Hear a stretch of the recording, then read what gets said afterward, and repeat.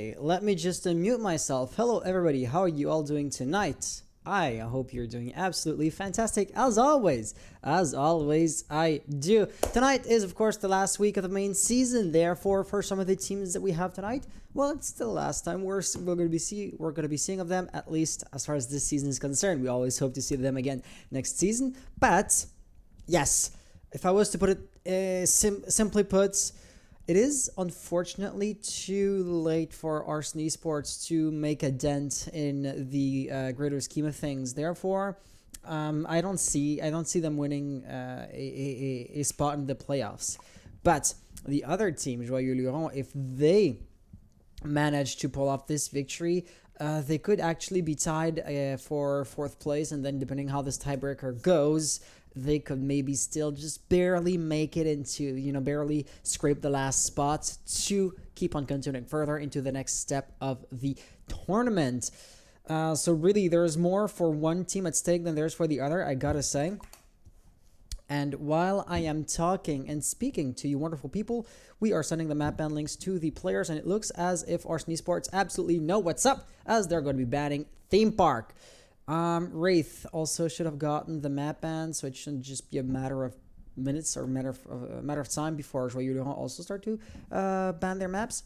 Let me just poke him on Discord to be absolutely sure.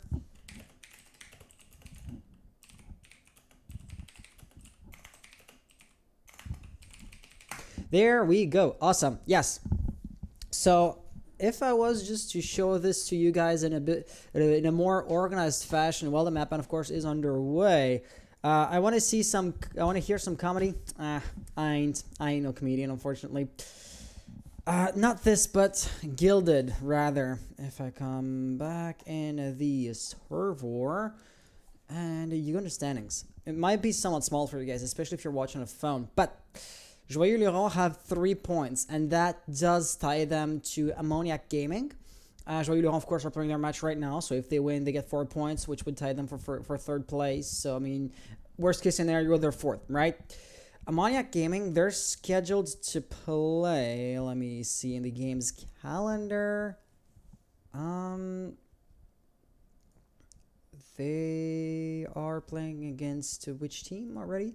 Which team are they playing against this week? Ammoniac Gaming against NTNS. Okay, so they're supposed to be playing tonight as well.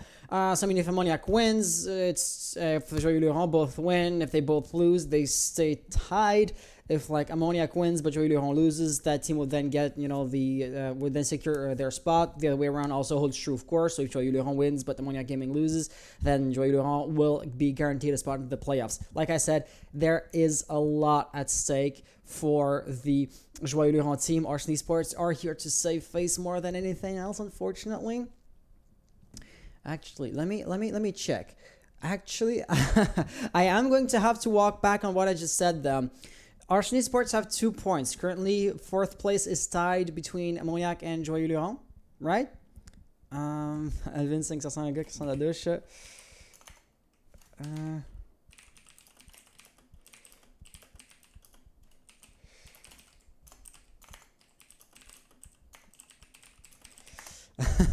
Alvin, you thought you were clever, but no, it's not what you're thinking, but just barely not. C'est du gel avec un G, je pense. Hein? Yeah, but back to what I was saying. So fourth place is tied with 3 points, Ammoniac and Joyeux Lurons. If Arson wins this match, and if Arson wins, of course, Joyeux Lurons lose, right? And if Ammoniac loses their match, then we could have a 3-way tie for the fourth place. And at that point, basically anything could be possible. Yes, sont lui, hein, avec cette gel-là. Joyeux Lurons en 3, et ça serait possible, hein, local, ça serait possible. But yeah, as you guys could see, the map ban just finished, so I'm just going to recap that real quick. Our first map is going to be Clubhouse. Our second map is going to be Argon. Our third map is going to be Villa. Clubhouse is going to see Arson Esports attacking first. It's going to be Joyeux Lurons defending first. on the second map on Oregon, well then Joyeux Lurons will be attacking and Arson Esports will be defending. Lastly, and I know once again this overlay does not show you who defends first on the tiebreaker map, but should we go into Villa, Arson Esports would be the first team to defend anything there. So I think at that point on, from that point, all we have to do is start the match and basically wait. Let's take a look and see who is worthy to take the W. The game wasn't exactly launched. That is absolutely my bad. I will apologize for that in time. Oh no. Oh no, do I have an update to download? Okay. Luckily for me, I have a fairly fast internet connection, but that's the kind of stuff you usually want to make sure, right? Always make sure the updates are completed and the game is ready to launch. It says the game is playable, but it's still downloading. You know what? In the meantime, let's create a poll. Also go on streamelements.com, ready to update the bots. Copy this. Come in here. You guys know the drill, right? Hit in chat, hit exclamation mark vote, and tell us which team is going to win it out according to you. As I gotta say, this matchup is fairly close. Anything could possibly happen. Yeah, I want to manage the D League channel. Go in the bot chat commands. Custom commands, exclamation mark vote. Yeah, this can also be disabled. Exclamation mark vote, update it as such. There we go. Who will win? Exclamation mark vote. There you go. You guys have some fun voting with the bots, and let's just display it on stream real quick. There we go. Okay, so with that being said, let's finally launch the game. As a quick recap, I mean, we just talked about that. Our first map is going to be Clubhouse. Second map is going to be Oregon. Third would be Villa. In my mind, these maps are pretty solid maps. I mean, for example, Theme Park was the first to get banned. Geez, I wonder why, he says with a sarcastic tone, right? Consulate isn't too bad, but it's a game that it's a map that was in the game at launch, hasn't been reworked since. It's well, it's reminiscent of the old meta, of the old ways to play the game, and the old ways the devs would go at creating maps, which is not exactly what we do today, right? And Discord just keeps on crashing on me. Fun times. Yeah, just I know you're dead. God damn it. Am I the only one who has problems with Discord who's having these problems with Discord recently? Like, half the time I power on the computer, Discord is just gonna crash. So what I do, I just reboot the computer, and that seems to fix it. No problem with the like mobile app or anything. So I mean, I guess I can still do everything I have to do, but it's still a pain in the butt. I gotta say, it still is slightly annoying. So far, everybody is voting for Arson Esports with 5 votes. Look what's oh boy. Okay. So game is launching. Shouldn't be too long. Should be taking us just a few moments. By the way, I've been asked this question once or twice, so might as well take some time to respond to you guys all at once. Of course, Tachanka got the rework. Tachanka got the buff, and he's not exactly a new operator, but he is the first to be reworked as hard as he has been. And of course, we are going to quarantine him. So Tachanka is not allowed tonight, nor is he going to be allowed for the remainder of the season, pretty much. Central US create a spectator. There we go.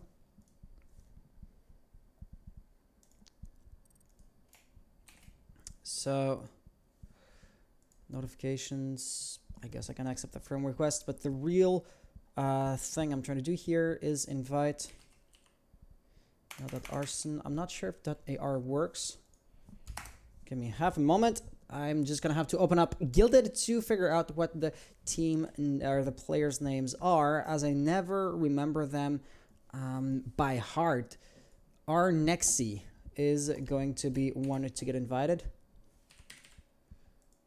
No, okay. I always ask Arson Esports this. So on the other team, Wraith, what are your Ublaze?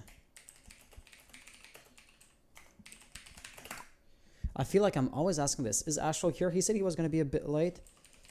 So somebody else was going to have to... Well, that boy Axion, I'm going to take this as a compliment. But yeah, I still have to figure out what their gamer tags are. And I hate myself for this because I always ask them the same question. What are your gamer tags? What are your gamer tags? Let's just see here. Death Gun. Don't I have you as a friend? Let me add you real quick. Death Gun. Okay, he doesn't exist exactly as he put it in his gilded gilded bio. At Wraith at Savannah. There you go. Okay. Where did you get that fresh trim from? Relatives.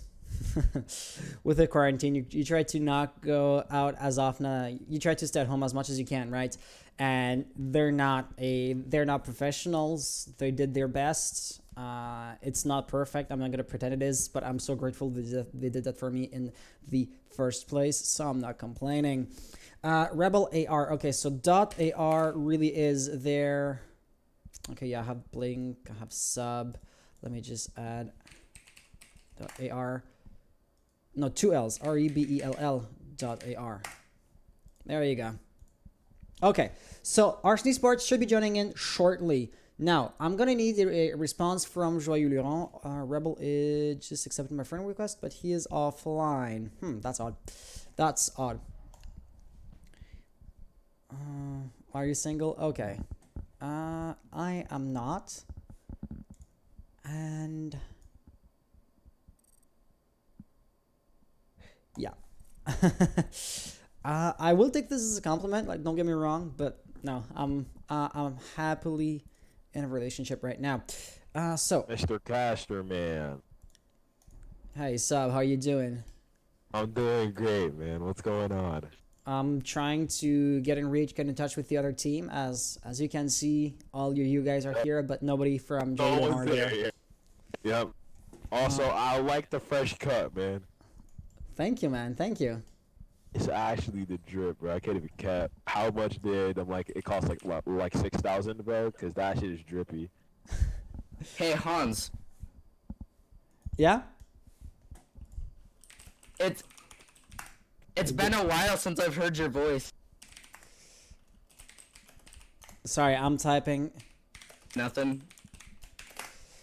No, sorry, I was typing to the other team on Discord, hoping they'd see it there if they're not responding on Gilded, because of course, I mean, we're still technically already 20 minutes late and not even remotely ready to start. So, I'll never but yeah, snitch on you, Daddy. it's been a while indeed, guys. I'm happy to hear your voices again, to see you again. Love you, Hans. ibar.dot. Okay, that's a new gamer tag. Okay, I got him here. He is in a do not disturb mode, but I guess I can invite him either way. Either way. And the last thing I wanted to check was our first map is going to be Clubhouse. Yes, Arson Esports are attacking first. Yes. So let's just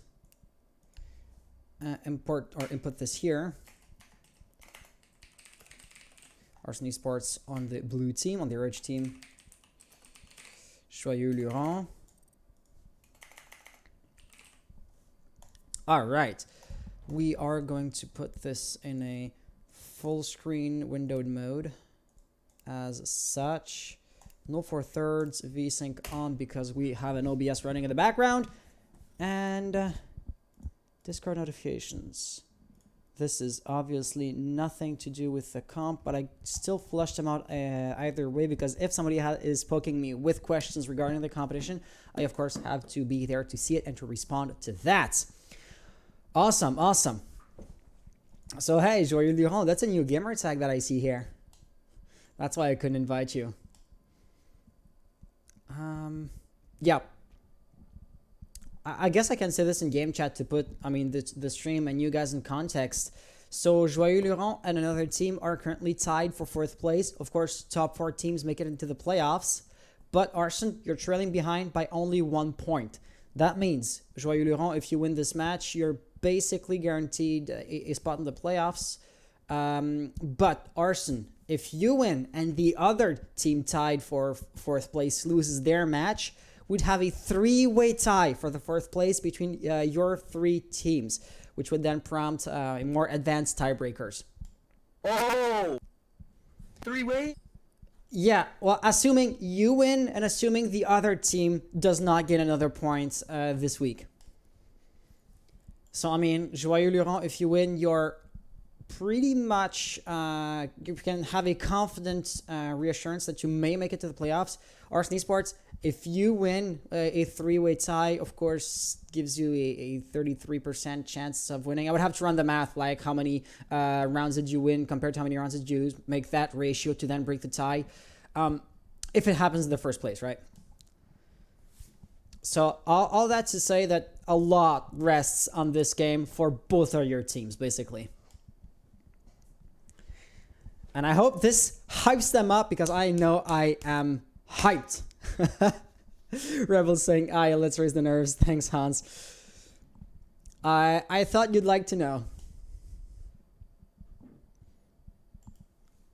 Because, I mean, on paper... I'm not a silver player and plays the gold one this season. Please don't clown me about it. Oh, Please. gosh.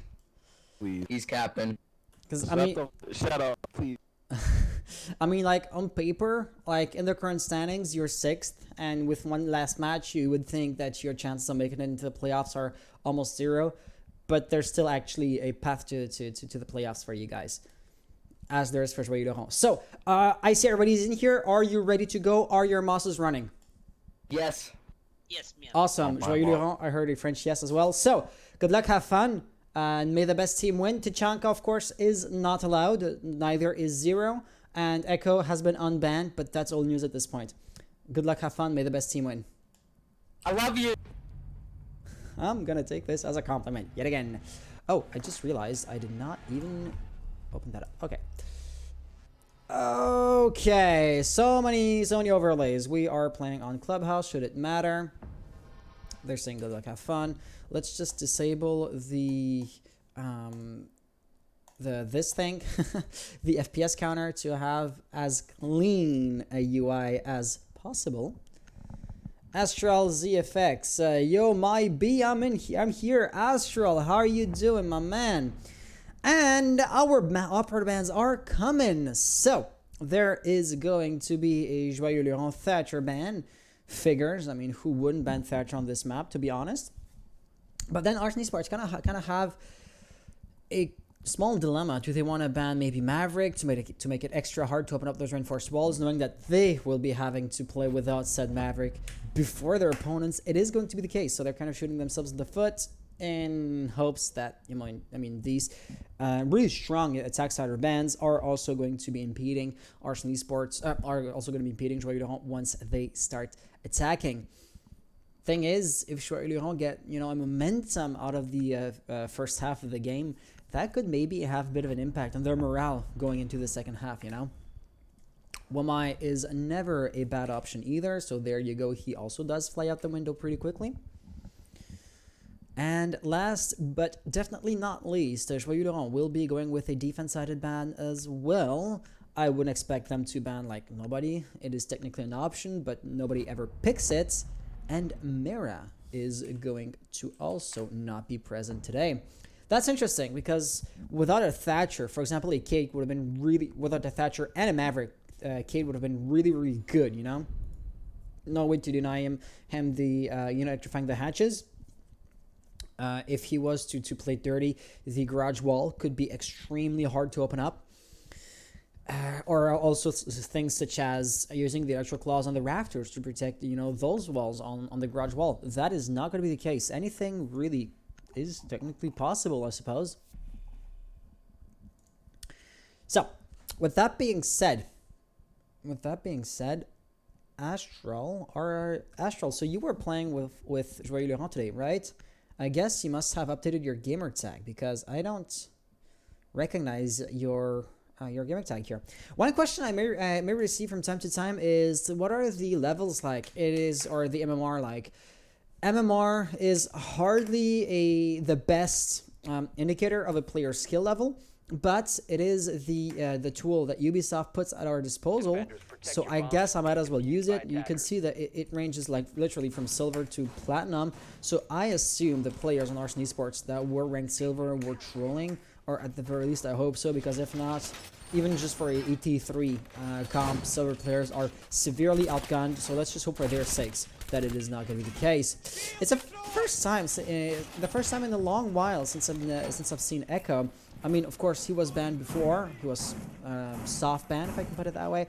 Before, nothing new on that front, but he is still a very, very popular, typical or regular ban, right? So even when he was allowed by our rules, the players, the teams will make sure to not play against him or to not have him in the playing field even in the first place. So him being here is going to be, at this point, almost a welcome addition, like a long-lost friend in a way. Rudolph also playing with Malusi. She would have been a typical defense-sided ban, which didn't happen on this game, and therefore this is yet again another way in which that match could shape up to be somewhat unorthodox, if I can put it this way. It doesn't feel like a typical match following the typical meta, but hey, I'm always for some new additions and some updates to the way the game is played. Of course, any kind of Zofia, any kind of Ashe would have a hard time destroying the Electric Claws from here. Therefore, I guess we're going to be watching Twitch closely. That was Blink. Did he get one of the Electric Claws destroyed? He did get the one there. No, it must have been Twitch. Or it can't be the IQ. Either way, the defenders were not cautious enough, and well, the drone just snuck in and was able to, destroy the utility. Now Rumor is going to have to be watching his 6 pretty closely, because on the left side there are the red stairs directly in front of him, and right now he has no cover whatsoever. If somebody was to peek in, he would also be facing the opening in the reinforced wall. I do see a silhouette or two that are probing the garage. That also is bound to put the pressure, to have the pressure mount on the defenders. Rudolph is, or Fudolph, it's a P, not an R. I'm gonna call you Rudolph either way. Rudolph here is on the garage, receiving the pressure, not exactly fragging anybody, but wow, that was Nick. And for Ick, yeah, I'm also gonna just call you Nick. For the sake of my mental sanity, I mean, Cade roaming, that's not something you see every day, but I guess it works as he gets a nice kill. Oh, but no, Rumor just jumped on that Claymore, so it could have begun to look really, really good for Joyeux Lurons. Everybody seems to be lagging. Yep.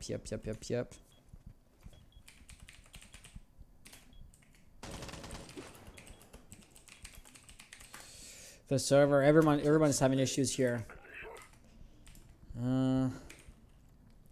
I can hardly rehost because that would invalidate the early kills into the round, which were entirely reasonable, and the first kills around that were entirely deserved, right? Like that's actually within the rules. If kills happen in the round has to be played as is, but it is absolutely unplayable. I totally get that. Yeah, they're asking for a rehost. Yeah, well, in 100% rehost. Or 100%. So yeah, it is almost at random that Joyeux Lurons will be getting the first round here. But like I said, we can't rehost mid round because that would invalidate the kills that happened before, even though the rest of the round was really just all over the place, if I can put it that way. So yeah, for better or for worse, abandoned, return to main menu.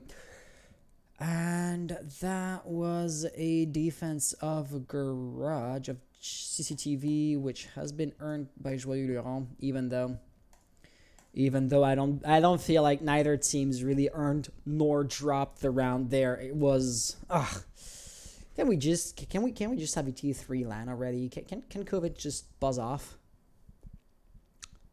Yeah, let's not save that.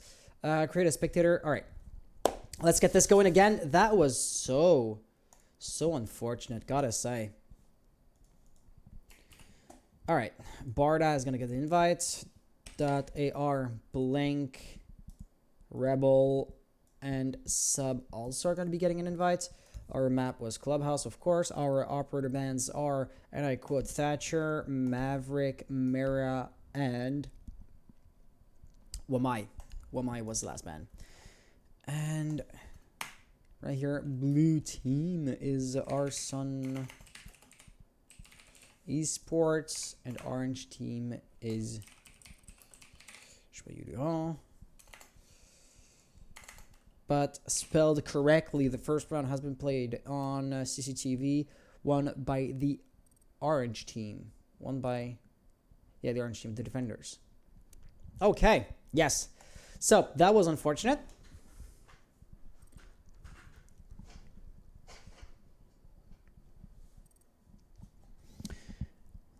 So of course the players won't be disabling their moss or anything, so it's just a matter of getting the players back in the game, back in the lobby, and we're gonna be good to go.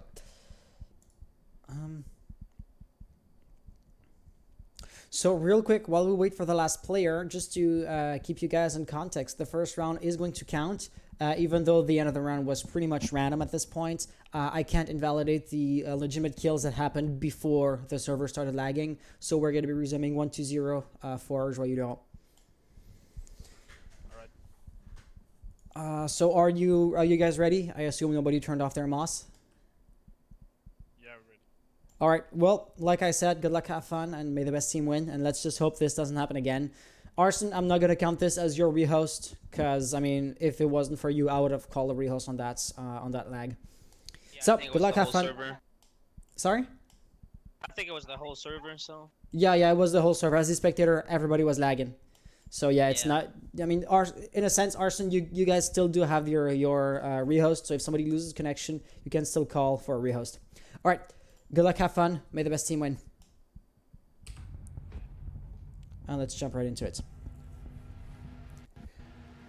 I believe, however, that I did, or the other way around, I believe that we have replays that we did not display. So let's just have a bit of fun. No, we do not have replays. Okay, my bad on that front. Why do we not have replays? This is Clubhouse, but we hardly care. Wait, virtual replay buffer is running. It replays in there. Yeah, so if I just if I hit this, me debugging my production setup midstream or on air is not the best thing ever. No, it works properly. Odd. Okay, so round number 2, it is going to be Joyeux Lurons still did end up winning their round, so they are going to be forced into another bomb site, which is in this case going to be a church and arsenal room. I don't think anybody is surprised by that in the slightest.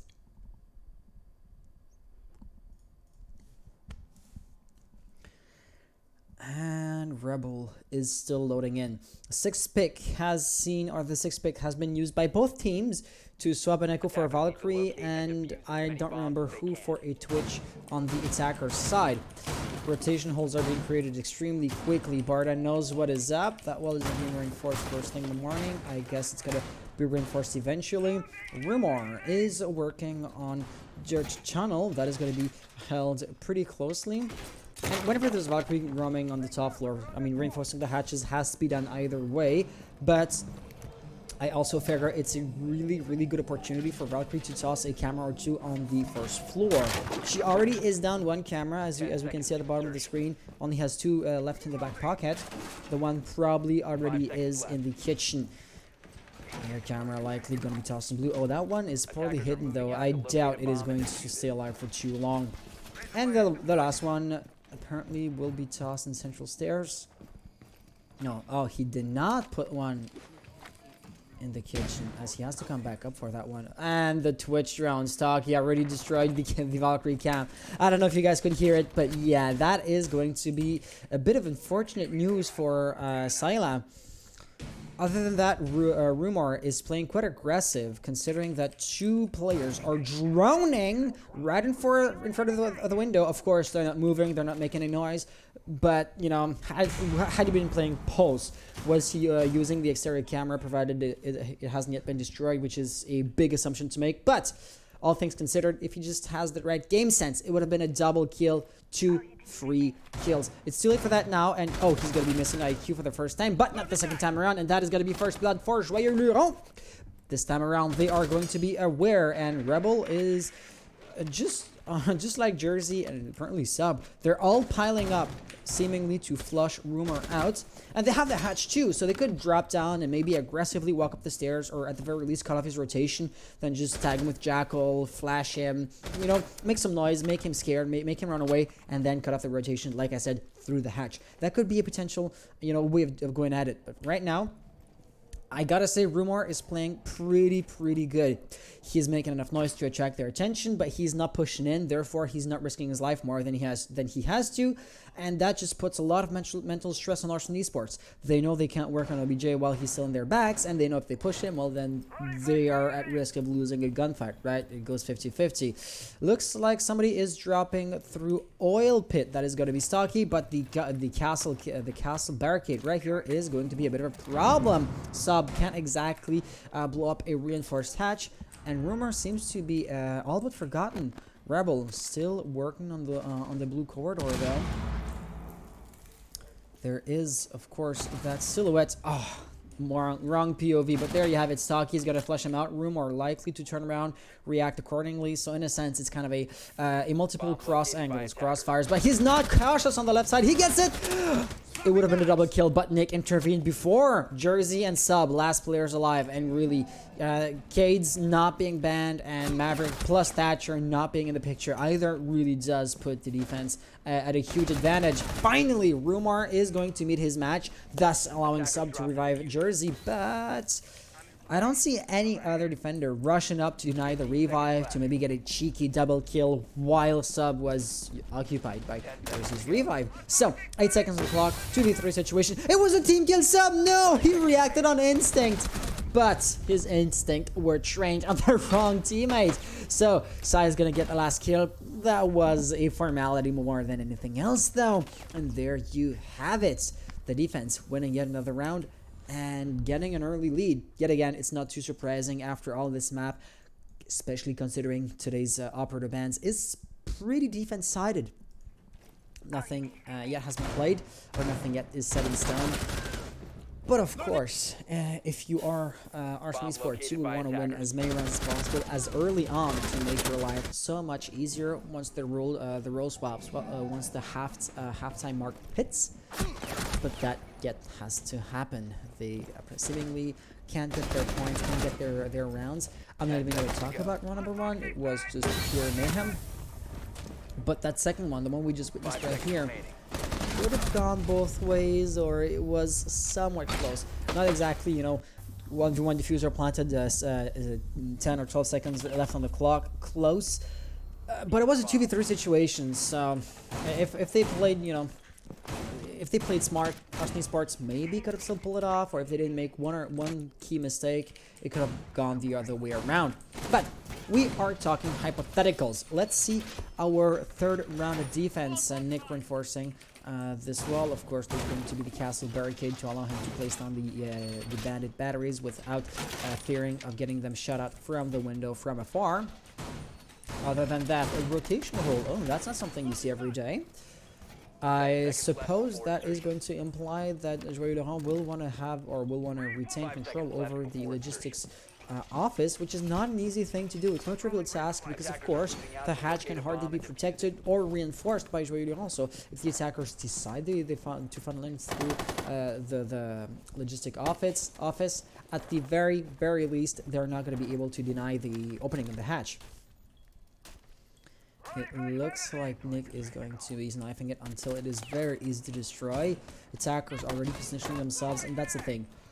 I I don't know if they are aware of Twitch's trick. That was probably good timing for Nick. I gotta say, it is really easy to shoot down such one of those Twitch drones. All you have to do is to put a mute jammer by the drone hatch.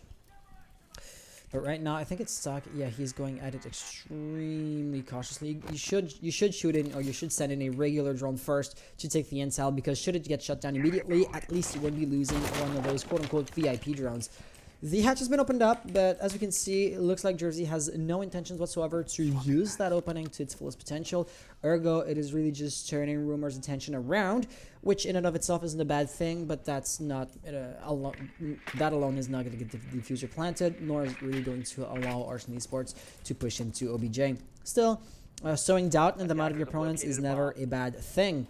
Of course, we didn't mention this during the prep phase, but the expected extended hold is still going to be present. The rotational here and here is interesting in a sense, to allow some extra ways to the defenders here in cash room and in construction room to flee, should it be the case. Right here, Rebel is, he is severely exposed. Should there have been a run-up, but no, Rudolph is going just to be killing Sub out instead. And what else is there? I heard Thermite blow up something, so... was that Zofia? Must have been Zofia. There you go. They were able to destroy the batteries after all. There's a silhouette in the stairs right there. Lucy is going to peek him. Nice shot by Jersey. He was holding a tad angle. That's how you get the kill. The Banshee is annoying, but it's nothing more than a nuisance. Rudolph is losing himself slowly but surely. Stocky should eventually be able to overcome that one opponent, but let's not forget, Rudolph is just the first line of defense. There's still going to be a few more silhouettes to take out before he can make it into OBJ, but no, he doesn't make it past the first one. That's a triple kill, but the fuse is being planted. Jersey getting a nasty kill, getting refragged immediately thereafter. Blink has to get 3 kills. It looks like they traded. They did trade, but a few players were still up. So, he tried, he did his best, but that was ultimately not enough. At that point, if I was Arson Esports, I'd start to worry a little bit, because they have shown that they failed to win a round on the primary, secondary, and tertiary bomb site. I mean, CCTV and church are fairly easy to defend, so I guess that is not what I'm really going at. But church, not church, god damn it. Bedroom and gym are notoriously harder to defend. I mean, there are a few more openings, a few more lines of sights, and all around just some interesting ways to pinch the defenders. On their quote-unquote weak bomb site, Joyeux Lurons were still successful in their defense, and that might indicate that a 6-0 halftime mark would not seem entirely unreasonable. For their sake, I really do not hope that is going to be the case, because if it was to end up happening, Arson Esports' chances of winning the map would go down dramatically. But the logical part of my mind just does not see why or how that could not be possible. Possible and likely are two entirely different things. But once again, I see no sign of Joyeux Lurons relenting or giving their opponents any ground, which is exhilarating if you're an Orange Team supporter, though. I mean, I gotta look at it from both sides of the coin, since, of course, I have, as the caster, as the organizer, as the referee, I have to remain neutral. Round number 4, back on the primary bomb site. Like I said, CCTV cash room defense again. With any luck, this is not going to be, the server is not going to lag out like it did last time around. That might have a bit of an impact on, might have had a bit of an impact on the game. So, let's keep hope for Arson Esports' sake. Yo, est-ce que c'est comme le match, est-ce que c'est comme match, petit coucou, donner des finalistes. Hey! Volt, salut à toi.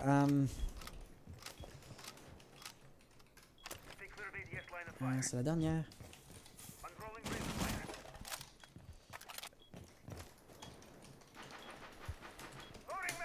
Ok, so, puis Volt, une équipe est américaine, c'est pour ça qu'on fait en anglais. So yes, back in English. I do see Rumor roaming around. He might be somewhat aggressive. Is there anything for anyone for him to meet? Yes, there is. Stocky is coming through, stage at this point, through the bar area, basically, right? Lobby. I don't know if there's a drone, if he knows that Rumor is there, or if he's just being cautious. I guess he's just being generally cautious, because he's not watching the doorway like a hawk, like he should be doing if he knew the active threat was there. Oh no, Rumor lacking trigger control. That is going to be alerting stock. He still gets the kill, but he's not going to be a hunted man. And there you go. Immediate refrag coming in. That was to be expected. After all, he was the lone roamer. His kit did not actually help him out to roam right. Jaeger has a good gun. He's all around a versatile operator, but a pulse, a vigil, Caveira would have been actually or actively helped or improved upon thanks to their gadget or the Caveira, her ability. That angle right here by Rudolph is quite interesting, but I don't think he's going to be playing quite aggressive enough to make it really work. Oh, that could have been amazing, but no. Looks like Jersey was there, was ready, and now I believe bar is basically left open. Rebel is also going to be really useful when it comes time to flush out Scylla. The thing is, you know, Jaeger ADSs do not destroy or do not deny Capital's bolts. You would need a Wamai for that, and he has been banned. There's a silhouette over there. I'm not exactly sure who that was. Must have been Barda, but he lost a few, or he did inflict a few bullets worth of damage to Rebel, and that is going to be yet another kill by Blink. Seemingly, would see an attempt to plant into the diffuser be viable, but the two last defenders alive are actually plant denial operators. Of course, Jella with the Yokai drones, and Barda still has 3 smoke canisters in the back pocket. It's a 2v3 situation, so for example, Smoke could just deny at one angle and turn the gun around. Which could be really useful, but no, Barda is gonna fall down, leaving back with Scylla. Last player alive. That was the frag on the bear of the diffuser. He is still stuck between 2 angles right there. There's gonna be IQ double kill, and the last one, Jersey, just put in cash room. On the left, there's a rotation hole. On the right, there's the bomb side. The diffuser itself is right here, but planting would be a suicide mission. Pre-fires will not prevail. Scylla with a triple kill. There you go. This is how you hold on to CCTV, and this is how you flush out attackers pushing in from every single angle. Nicely done. You absolutely deserve that 4-0 situation that we're going to be seeing right now. And I gotta say, this is going in one of those best of highlight moments. That clip is eventually going to find its way either onto Twitter, YouTube, TikTok. I don't know. Things are still in the in the pipeline. Who's actually leading? Volt.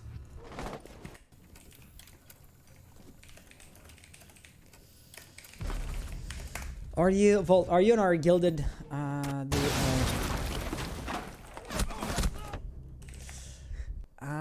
are you in our gilded server? Because the standings aren't gilded, and basically, nice. Not full, not caps lock. 15 seconds remaining. Attackers have recovered their diffuser.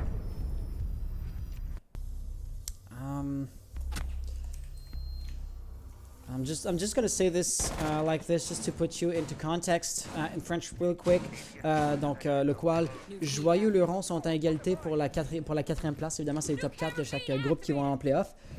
Donc à supposer que l'autre team à égalité ne gagne pas sa partie, si Joyeux Lurons gagne ici, ils sont certains d'aller en playoff. Mais Arson Esports are trailing behind by only 1 point. Arson Esports, ils ont seulement 1 point de déficit par rapport à Joyeux Lurons. Donc si Arson Esports gagne ici, évidemment ça implique que Joyeux Lurons ne gagne pas. Et si l'autre équipe ne gagne pas son match de cette semaine également, on pourrait avoir une égalité entre 3 équipes pour la 4e place. Et à ce moment-là, ça deviendrait un peu plus obscur et bizarre pour briser l'égalité. Ok, yes! Je voulais pas juste t'envoyer genre va voir le Stanley gagner pour me débarrasser de toi, c'est parce que c'est assez compliqué à dire à l'écrit. Je sais pas à quel point t'es familier avec l'anglais. Et donc, voilà. So, back in English, round number 5. We are a few seconds into the action phase, so I'm going to make it pretty quick. Reinforcements here and there. K didn't electrify this. Not that Arson Esports actually came in through their tunnel in the previous defense, so I guess it makes sense. Plus, once again, no Thatcher, no Maverick. It is going to be basically impossible to open up those hatches there. And, well, I guess you could maybe still open up this one right here. 5th against 6. Yes, exactly, Volt, exactly.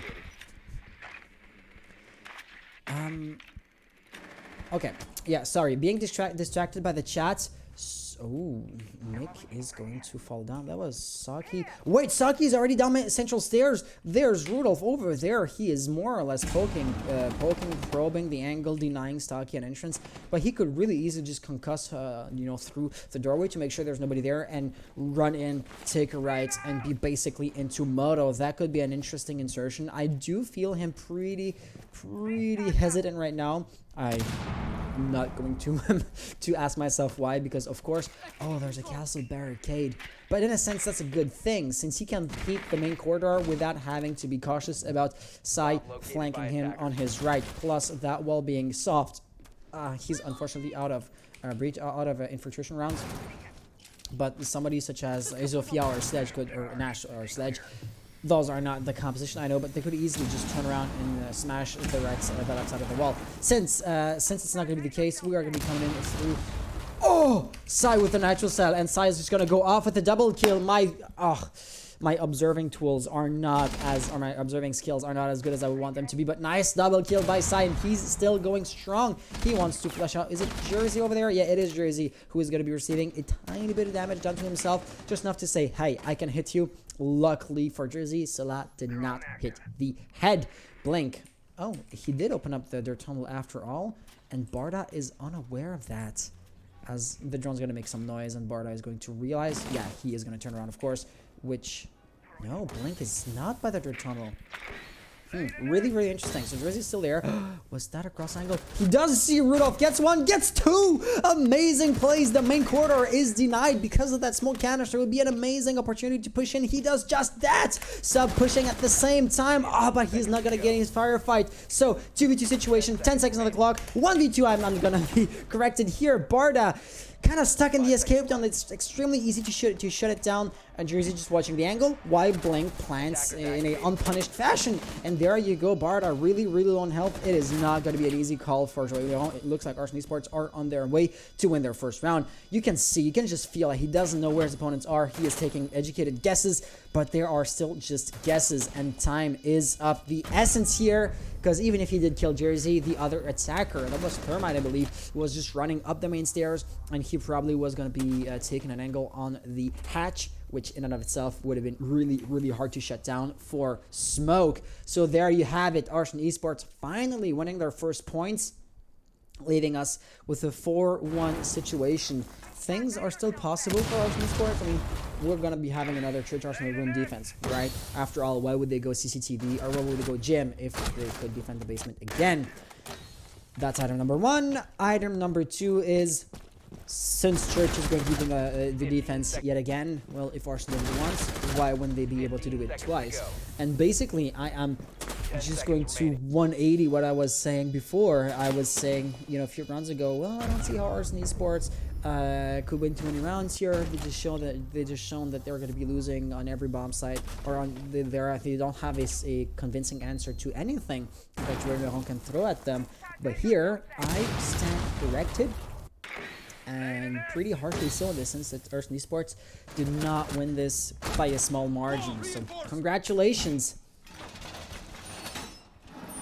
Ah, le non sont pas avec la 4e place, non, pas du tout. C'est la... Il y a tellement des changements de nom dans la saison. La team première place pour le groupe, ici le groupe A qu'on a joué. Le groupe A, la team qui a première place, c'est la 15% qui s'est renommée très récemment pour the Dream Team. Volt, don't worry, I'm bilingual, no need to translate. Awesome. Yeah, sad you didn't have to. No, but I think it's low qual. Wait, will it be the same format in EU? It would be roughly similar. I'm not involved in the day-to-day operations of EU, so there might be some small differences into how it's run, the format, the size of the competition is slightly different as well. So I don't know for sure, but it's the same general principle of having a main season played with. Currently, we're using a round-robin format, and then we're jumping into a double elimination playoff. That's basically the gist of it. So, last round before the role swap, Arson Esports is setting themselves up for their last push before, you know, the role swap. Like I said, I'm repeating myself. But what I do like to see is that they're always doing different things as to not become repetitive, predictable, and or complacent. So it looks like we're going to be pouring a lot of resources into blue staircase or boiler room, I guess it's called, or electrical. I don't know how this room is called other than blue. What the utility room? Okay, utility room is the real canonical word for that place, because I mean you had Jersey, you had Sub. I saw somebody else's silhouette creeping in closer to the blue staircase, but they didn't commit to it after all. A lot of players here, and Natural Cell is going to be attempted. Nothing is going to hit though. Twitch trying right here blank through verticality. If he dies, this is going to be a really dangerous push to make. There you have it. He is, wow, going to be dying into the 5th dimension there. But that's the thing, right? You still have Rebel who could be working on the hatch, but that's pretty easy to shut down with a few impact nades. But now that I think of it, who has impact nades? Nobody in that specific composition.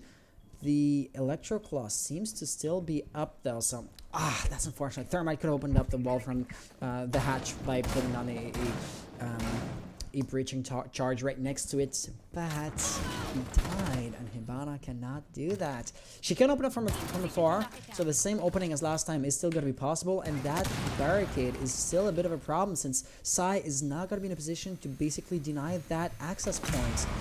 So there you have it, just like last time.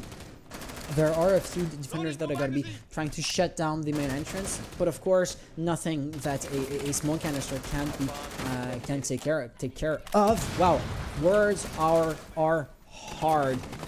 So that means if Jersey wants to rush in, he just smokes them in corridor and rushes in exactly like Rebel is doing right now. Those things get shut down pretty easily. Stocky gets a nice kill, and right there, Rudolph was not aware of that. Sai is very close. Isn't he gonna try to deny the plant? Right there. He has 2 free kills. Gets 1. Rebel's gonna stick it. But of course he gets shut down. I am taking a bit of events here, but there was no way in how he was gonna come out of there alive. Thus, leaving us with Sai, who has to pull off basically in total a quad kill to win that round. It is possible, but it's gonna be a hard sell. He does not know where his points are, and that is a bit of a problem. Sub is going to surprise him behind the bomb. There you have it. Sai is going to fall down, and that is going to give us a 4-2 situation for the role swap. Arson Esports really did bring this back as much as they could have at the very last second. Good job, guys.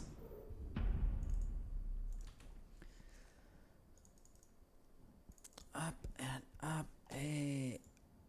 Here are the replays.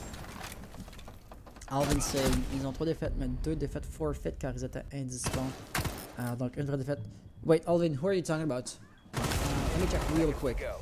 Ils ont 10 seconds left. 3 défaites, mais seulement 2 vraies. Oh, you're talking about Joyeux Lurons, right? Oh, that's interesting. So basically, they only really did lose 1 game. In a sense, that would make them a pretty dangerous team.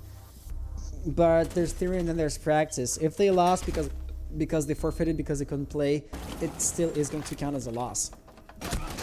But you're right that if it was to come to the tiebreaker of seeing which team has the better round 1 to round loss ratio, well then in that instance, yes, absolutely, having a good win loss ratio is going to be important.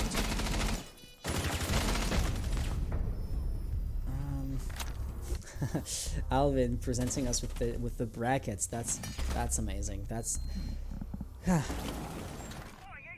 yep. Okay. Yeah, real quick, just to show the standings. I feel like there's some confusion. Pretty much everybody understands what's happening right here. But exactly, there you have it. Like Dream Team 7's perfect main season. And here we have Ammoniac and Joyeux Lurons 3-3. Arson Esports, if they win, of course, Joyeux Lurons don't, so it could be a 3-way tie.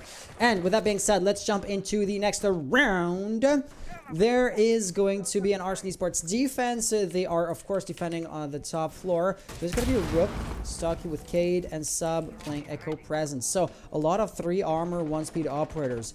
Plus, Stocky is roaming. It's rare to see a 3 armor 1-speed roaming, but I guess he is going to be committing to that. Is he even going to run out? But no, Rumor is now inside the building, so it wouldn't bring him anything to try that kind of a run out. And Rumor absolutely knows there's somebody there. Blink is going to get the first kill. It might embolden the roamers. Blink might come to, in Blink's direction, but he is still being fairly cautious, which is something I can absolutely respect. But oh, Stocky got shut down. My spectating skills, no. Rumor also gets a kill on Blink, so that's the roaming game basically eliminated. Sub now is going to be looking for a firefight. He wants a taste of vengeance, wants to avenge his dead teammates and bring this back in his team's favor. Of course, Joyeux Lurons will not be giving them an inch, not voluntarily at least. So nobody will be peeking Rook. In a sense, the garage area is going to be all but empty. And I don't think that this wall has been opened up either. It could still technically be opened up. I mean, for example, Nick could try something, and Sai is going to get a nasty kill on construction. But still, thing is, garage being shut down, the main wall being still intact, it is going to make the push extremely predictable, which should put the defense in a good situation. But even if everything seems to be, I mean, easily predictable, Arson Esports still fail kill after kill to gain their firefight, and that puts them in a severely problematic situation. Jersey in a 1v3 situation, stuck on the rafters, has to deny the plant, couldn't deny the plant, Flash is going in a preventive fashion, and no, his movements are going to be just as predictable as his opponents were. And there you have it. What else can I say? There you go. That is going to be a nasty round one by Joyeux Lurons. Wow, this really does set the tone for the for the second half of the map, I feel. And I am so sorry that I did not manage to see too many of those replays or of those kills. But I gotta say, Arson Esports lost a few players on the roaming game, right? They lost Jaeger and they lost Cade, who both of them died only to gain 1 kill in exchange. They didn't play for time for too long either, and the roaming was just unorthodox, right? When does a Cade just hang out by the bar area? Never is the answer, and yet they did, and I guess that's why they paid the price, right? So at the end of the day, even if Arson Esports made a mistake or two, I gotta say, Joyeux Lurons did not open up the main wall, did not even try to flank or to put any kind of pressure through garage. So it still is quite surprising to see how both sides made their mistakes, and how, I mean, even if both sides were in tough spots, Joyeux Lurons just won every single gunfight, and that led to their eventual round victory.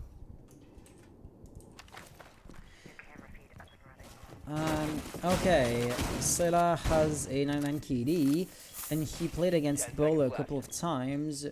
HBU didn't ask Vault. Okay, I'm just gonna let you guys talk among yourselves. I'm keeping an eye on chat, right? But I'm not trying to read or to be part of the conversation too much, just to make sure that nobody is insulting each other. Because, I mean, if I was to try to follow along, well, then I wouldn't be casting, then would I? Late reinforcements, in a sense, so Blink would be late to the game if he wants to rush down the stairs and start a roaming career. Neither Jersey, but Stocky. Okay, so it's because Stocky is the proper roamer, and that was the kill on a hard reacher. Hibana being taken off the board leaves us with Ibarda, ace, to open up the reinforced walls, and that is going to be a tough sell because, of course, it's going to be the same thing as ever. Cade, with the Cade trick, probably no, the electrical is right there, in the middle of the wall. So I guess Nick could easily destroy that. Rudolph's going to get yet another kill, a kill on Blink this time. So I guess that means he went roaming as well. Yes, Stocky is still, not on OBJ. He's still a bit of a wild card, and he's running back down, but running might be making a bit too much of noise. And Rumor is waiting there expectantly, right? But that Valkyrie is not going to pop up from the expected angle. Instead, electing to roam or to flank through utility room. That could actually be really interesting because right there, right, Nick is looking at the ceiling, destroying the electrical claw. That should enable Ace to open up the wall. And right there, Stocky needs to be sneaky. He gets one. That could be a bit of a distraction for Nick, but no, he is not even gonna Does he know where Stocky came from? Like, he was awfully slow to react and to turn around towards the blue staircase. If Stocky was still there, Stocky could have peeked a second time and he would have gotten a free kill. So now Rudolph is holding the angle while Nick is putting vertical pressure. That's a really, really precarious setup to be in. And Stocky, though he did run back down, though he did try to be safe, he is still a very, very active threat. Let's see how it's going to play out. Only 1 minute remaining on the clock, so I guess it's the right time to start laying down some smoke canisters.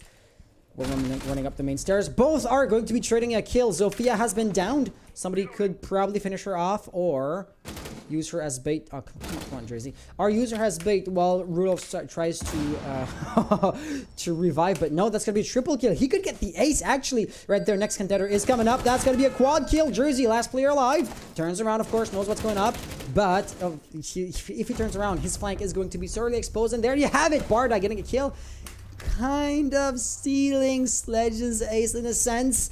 But this is not ranked. This is not casual. The team comes first. There you have it. Joyeux Lurons winning yet another round, and they are in match point. If I was Arson Esports, I would be sweating profusely right now because they have the quote-unquote easier side, right? Defending is supposed to be basically a given, and Stocky's roaming game was really good, I gotta say. They can throw a curveball at Joyeux Lurons, and sometimes they don't know how to react. Right there, they were not ready for her to peek again. Or they were, but it was just too slow on Rudolph's part. So all around, Arson are not doing too bad for themselves, but it's just barely not enough, right? Even if it comes down to a 1v1 every single time, if it's Joyeux Lurons who wins the last 1v1 or the last gunfight every single time, well then, it's them who are going to be taking the points. And that grenade was really, really nice, I gotta say. So that was another CCTV defense.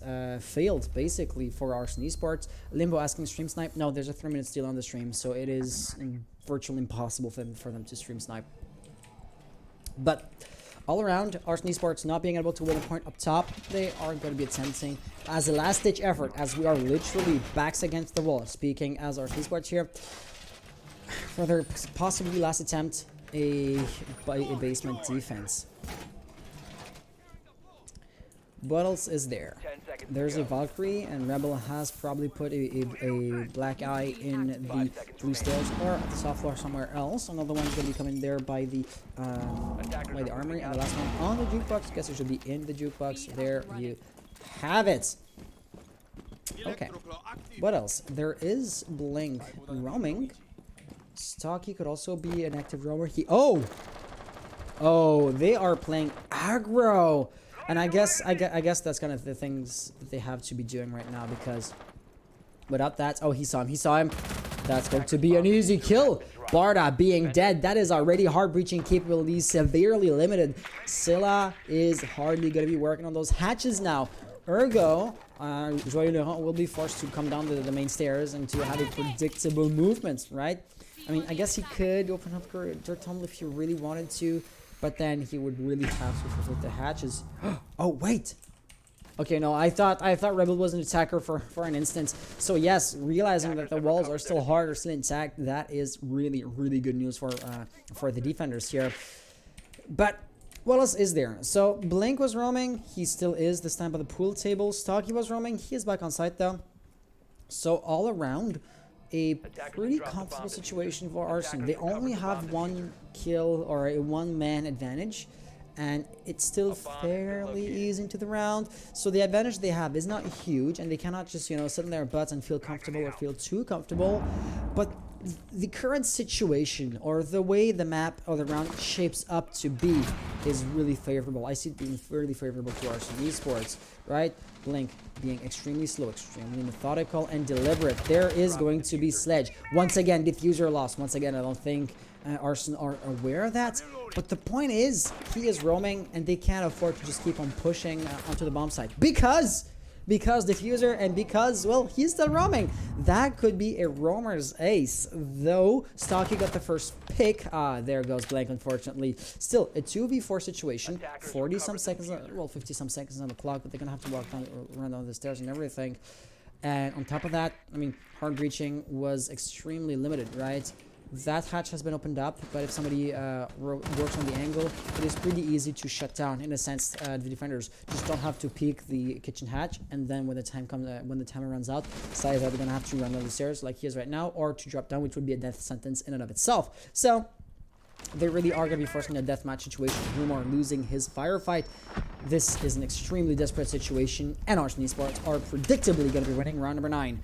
They are not out of it just yet. But what kind of worries me is that the next round, we all know is going to go back to CCTV and cash room. And CCTV was an extremely painful sight for Arson, right? They could not win a single defense there. Try as they may. So being forced there again is going to be a tough sell if I was to base my assessment on historical data. But hey, let's see how it is actually going to turn out.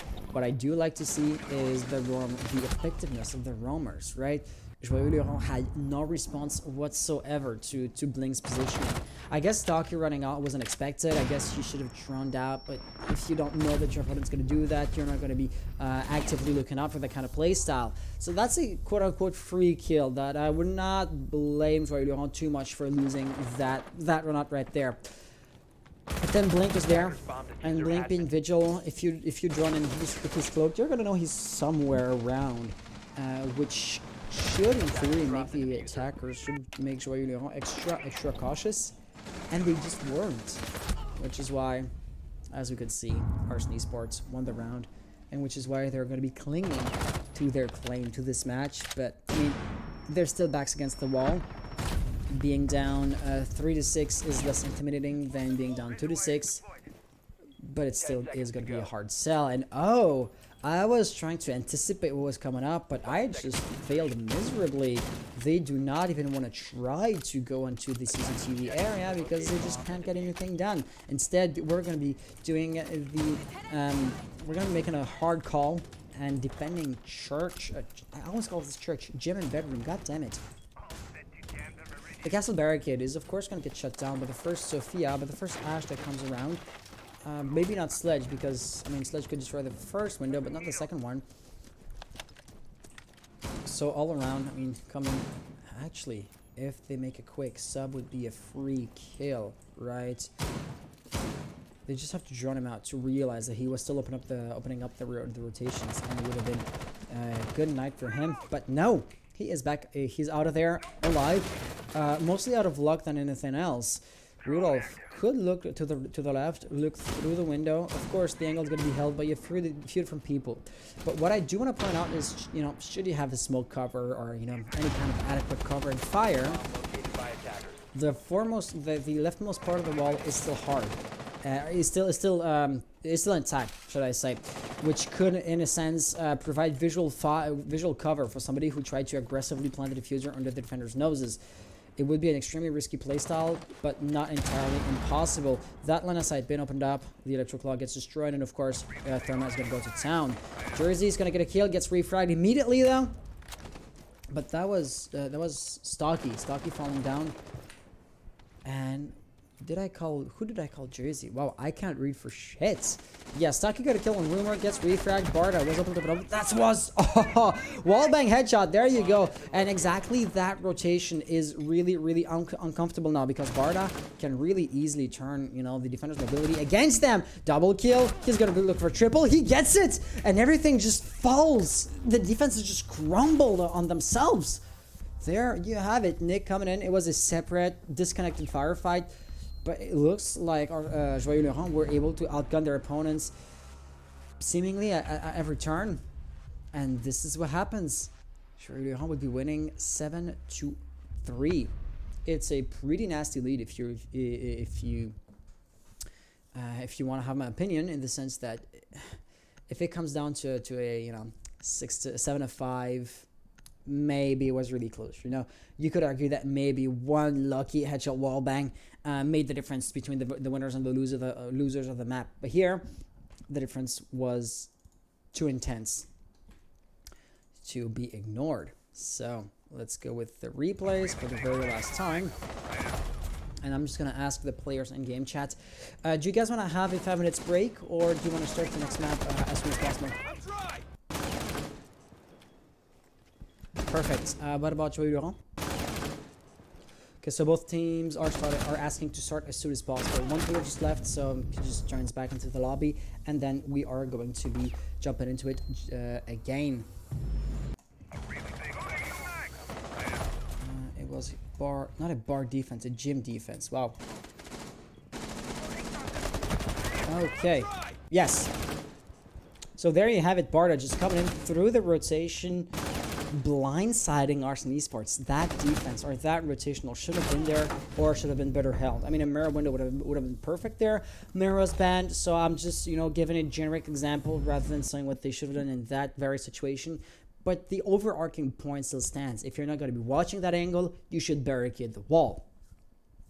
So yeah, I've been speaking a lot. Let me just take one sip of water because that is making me thirsty.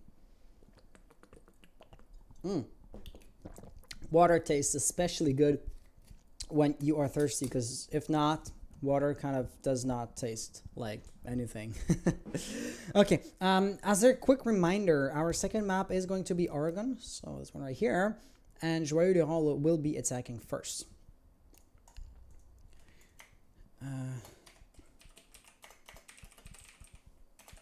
Arson Esports and Joyeux Lurons on the other side. Joyeux Lurons, awesome. Yeah, as a quick reminder, Joyeux Lurons are attacking first on Oregon, so Arson, even though you have the blue team, you'll be defending. For the first half, that is. Feel like I'm stating the obvious, but I still want to cover my bases, you know? So, there you have it. As soon as the last player of Arson joins back in, we should be ready to go, or we should be just about ready to go. All around, if I was to analyze both sides, Joyeux Lurons had a fairly... welcome back. So, are you ready to go? Ooh, new player, right? Yes, but as long as he is registered on the Arson Esports roster, they're allowed. He's allowed to play. Don't worry. Next thing, it's all good. Perfect.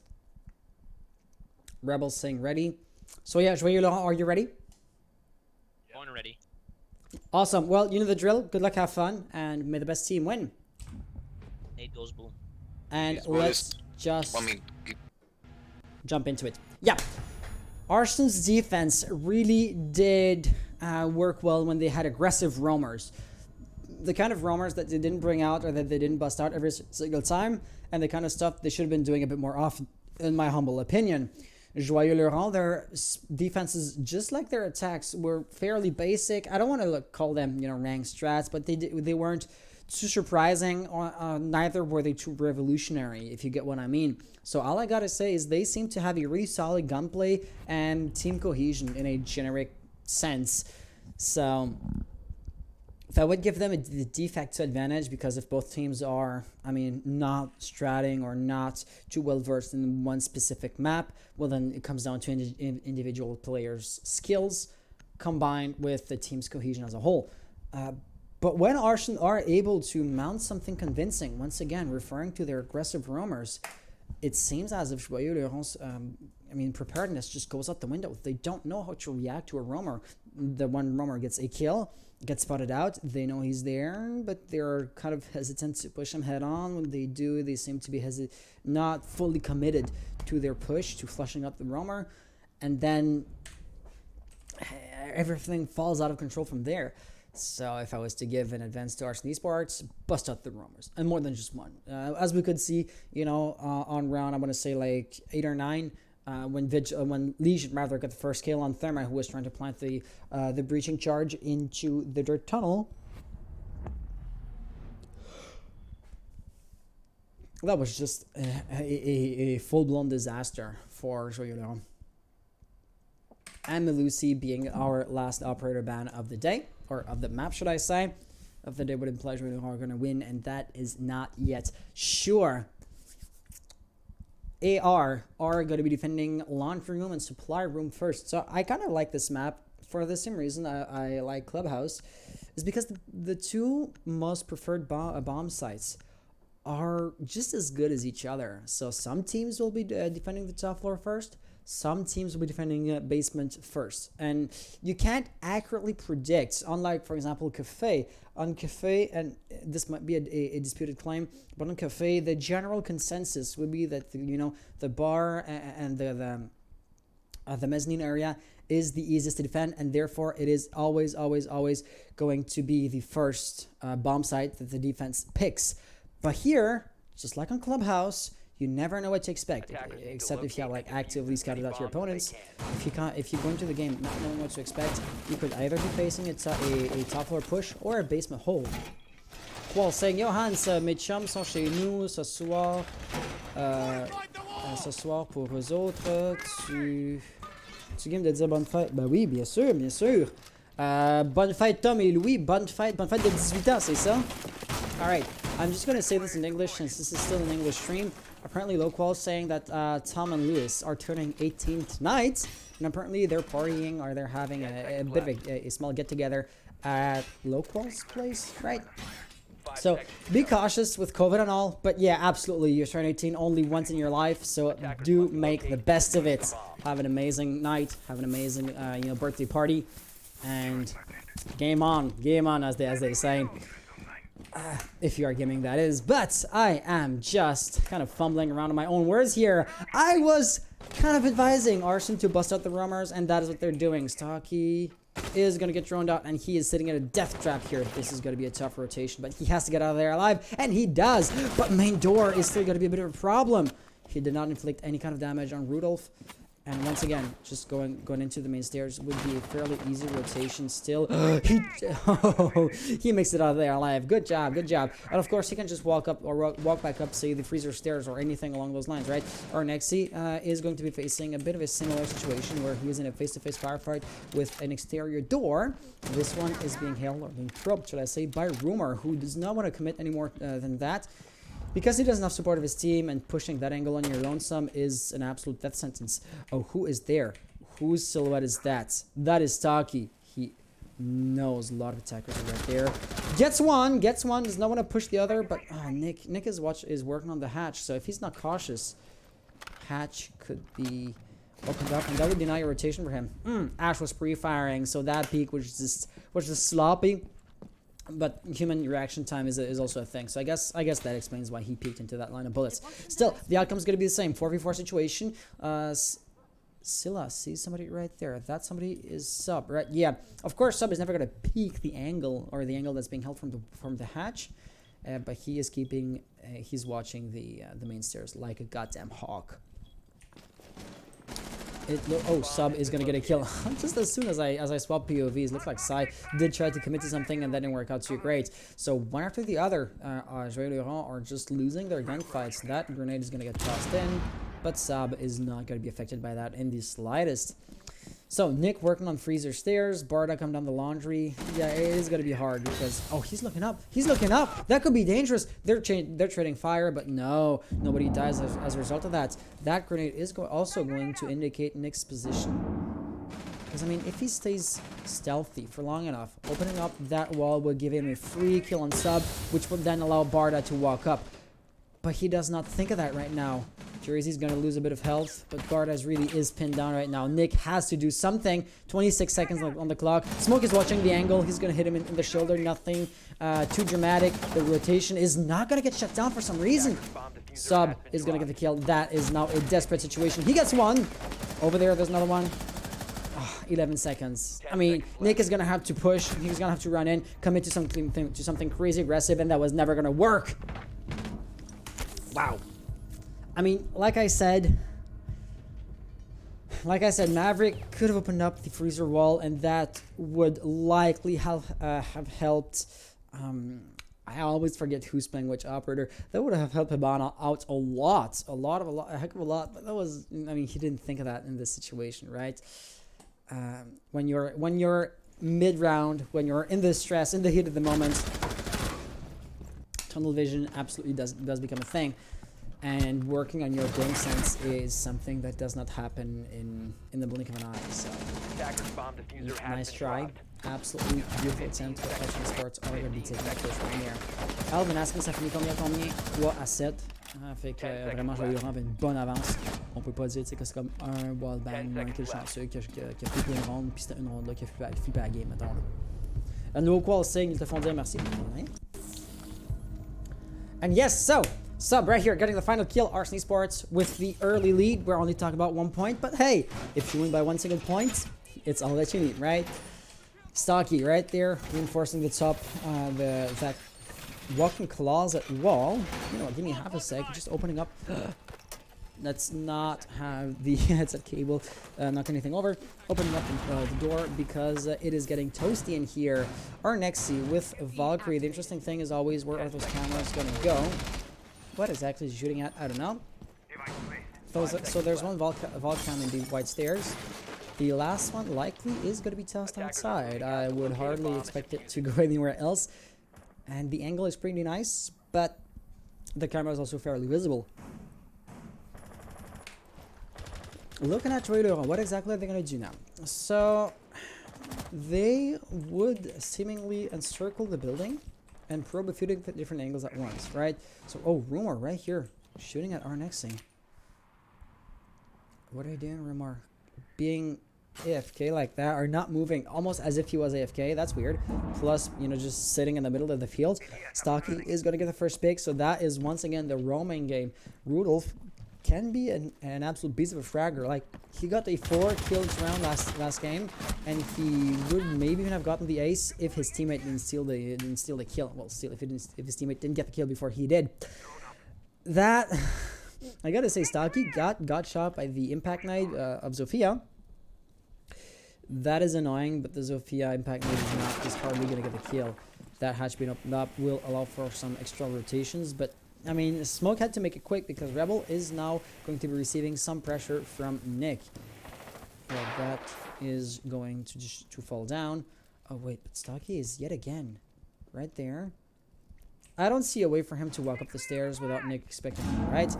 But a Nitro Cell could be really resourceful at this point. There's a drone in a flank watch position, right to the right of the optic. You guys see it, right? Of course, right? But that's the thing. You can toss a Nitro Cell, and you don't have to have direct line of sight on the target to do so.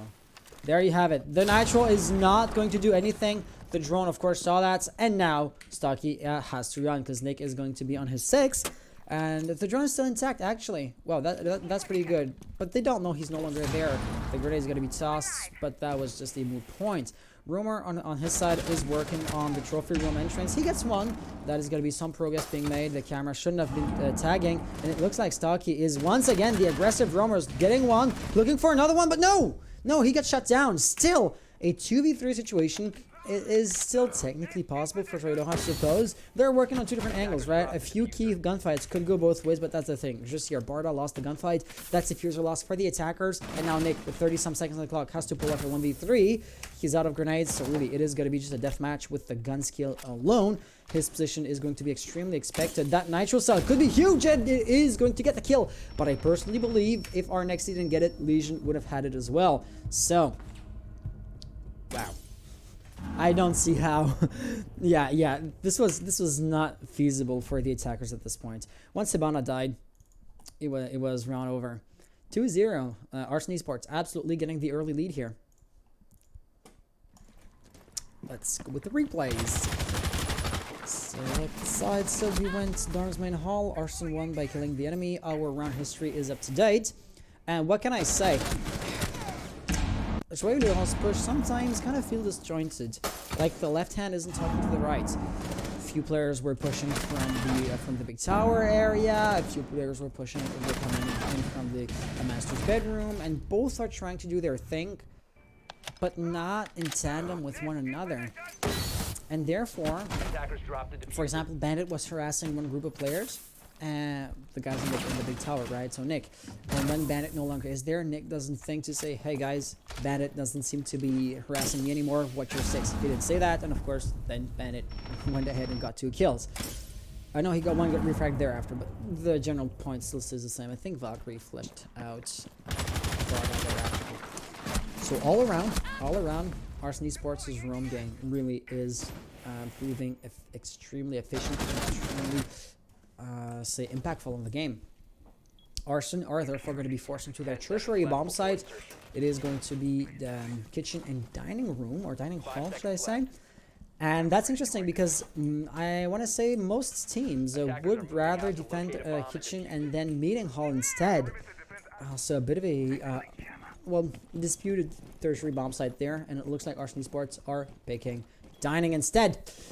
Your roamers are still, as ever, going to be present and resourceful. That's going to be Saki, but instead of opening up the hatch, he is going to reinforce it. Yeah, I guess, because you would usually open it up if that's the edge of the bomb sites, not, you know, the middle point between them. There is a drone, but the drone did not see Stocky.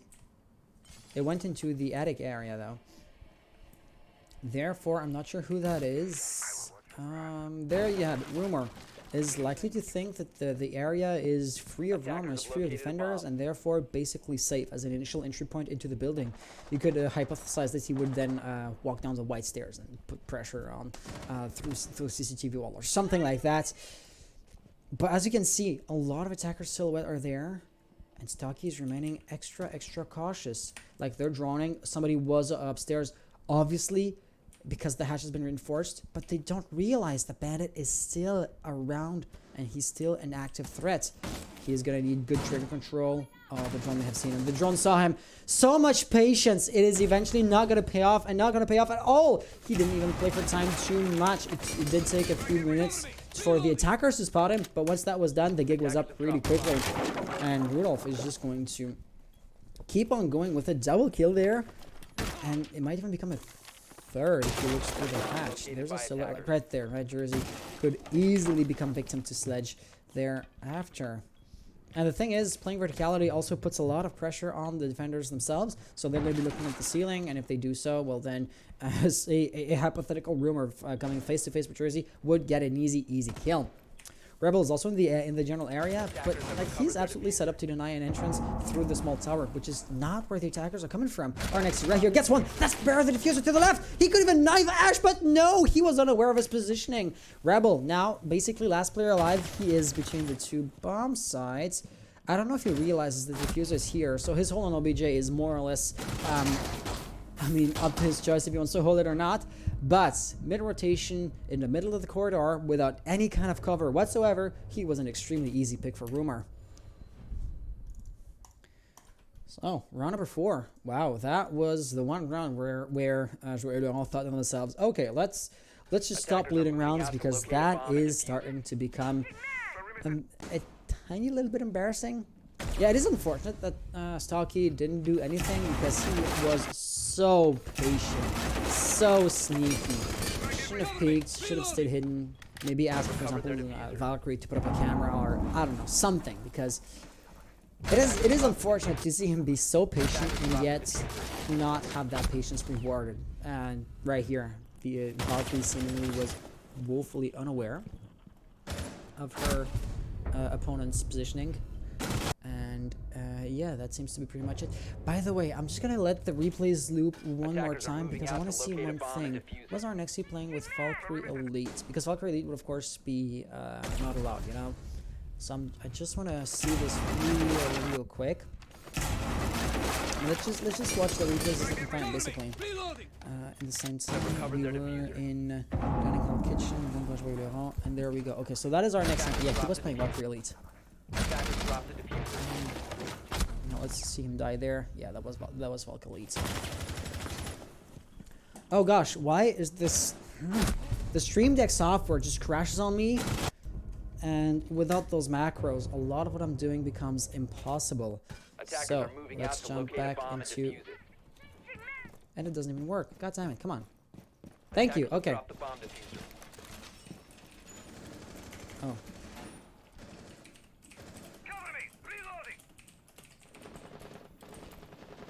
For your info,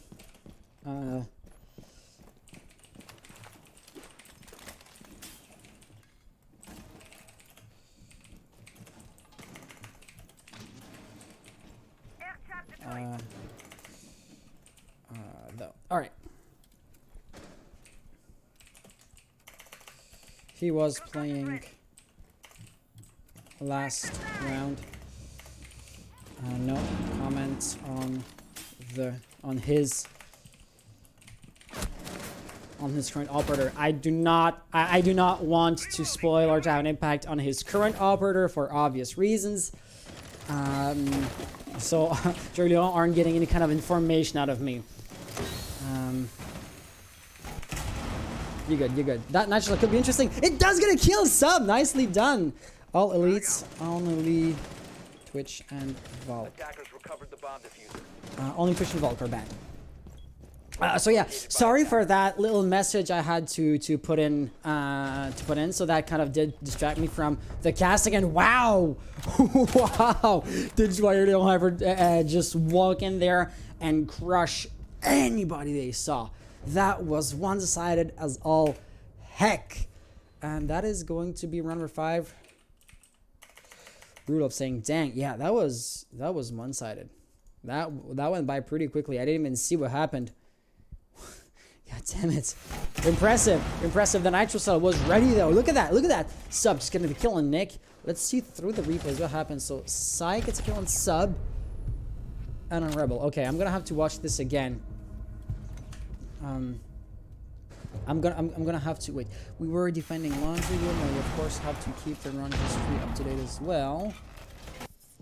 Okay, and show this to me. Rumor gets a kill on Sub, gets another on Rebel right here. Okay, but where were the defenders? You had a... Okay, Smoke was peeking there. Okay, so they both kind of just peeked in the same fashion. They were lined up. But at this point, it was already 3v5. Nick getting the kill. Rebel, Jersey, and Sub. We don't see how Jersey died, but he also was by the pillars. So if you consider that Lesion there, Smoke right here, and finally the other operator peeking, they all died basically lined up with one another, which is unfortunate because it's an easy way to get 3 kills when your opponents just line themselves up in your crosshair. So yeah, of course. 10 seconds left before insertion. And ergo, there's still going to be a Valkyrie, but Jersey is going to be playing her this time around. Our Nexi is going to be using the elite variation of Jaeger, but like I said, that doesn't really matter to me. And it is, I mean, the half-point mark is slowly coming up, slowly but surely coming up. Arson Esports, though they got the early lead and the early momentum, if I can put it that way, it didn't last for too long. Joyeux Lurons just won 2 rounds in a row, and it looks like our Nexi will be roaming top floor this time. A drone is expected to come in, but no. Who is that?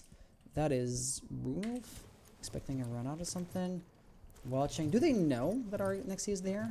Are they aware of his position? There's a drone down there. Nick putting it in a... Oh yeah, the gig's up. And if the windows are held, there's no way he comes down of there alive. So it's gonna be a do-or-die situation. He loses some health. He knows exactly where his opponent is. Of course, he's going to be dangling at the end of the rope. So if you see the rappel line in the window, you know he's right there. But no, Rudolph is just going to be bailing out. So apparently, instead of using the knowledge that your opponent has a very limited mobility, I'm referring to our Nexi here, Rudolph is not going to mount the pressure more than he needs to. Rumor had diffuser, I want to say. Diffuser has been lost. No, it's been voluntarily dropped, seemingly. Nick getting a nice kill on Sub. Bomb located by attackers. Sub must have been roaming in that instance. Yeah. Oh, that could be huge. That could be huge. It is going to be nice grenade kill. Those kind of kills are quite rare, all things considered, and we've seen 2 so far in this game. So I want to say Joyeux Lurons are pretty efficient with their grenades. That's nice to see. And since our Nexi is no longer watched or no longer being harassed by any kind of attackers, he is free to start a roaming game yet again. And that could be dangerous. I'm referring to players such as Nick, who has a drone, but he's looking at the same angle as the drone is. And if the watch isn't being held, well, Sai and Barda could have their backs sorely exposed to an aggressive Nexi roam. But he's not going to be committing to such a push, which leaves, for the time being, Jersey and Rebel to hold on to OBJ for themselves. And he is stuck between 2 angles. Gets one. Nick with the triple kill. Nicely done. That was our Nexi. Any kind of any attempt to have, you know, the roamer save the defense, that's been shut down pretty quickly. Diffuser is being planted. Jersey still has the nitro cell. He's gonna try, but no, that's not gonna get killed, does it?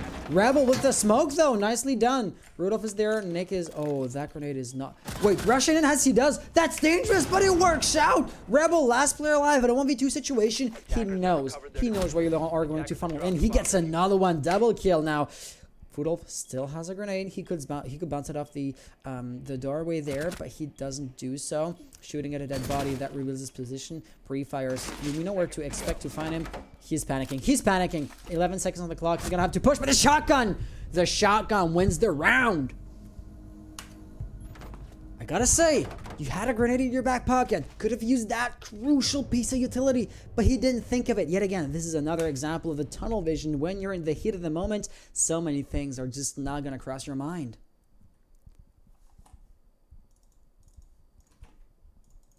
Let's go for replays.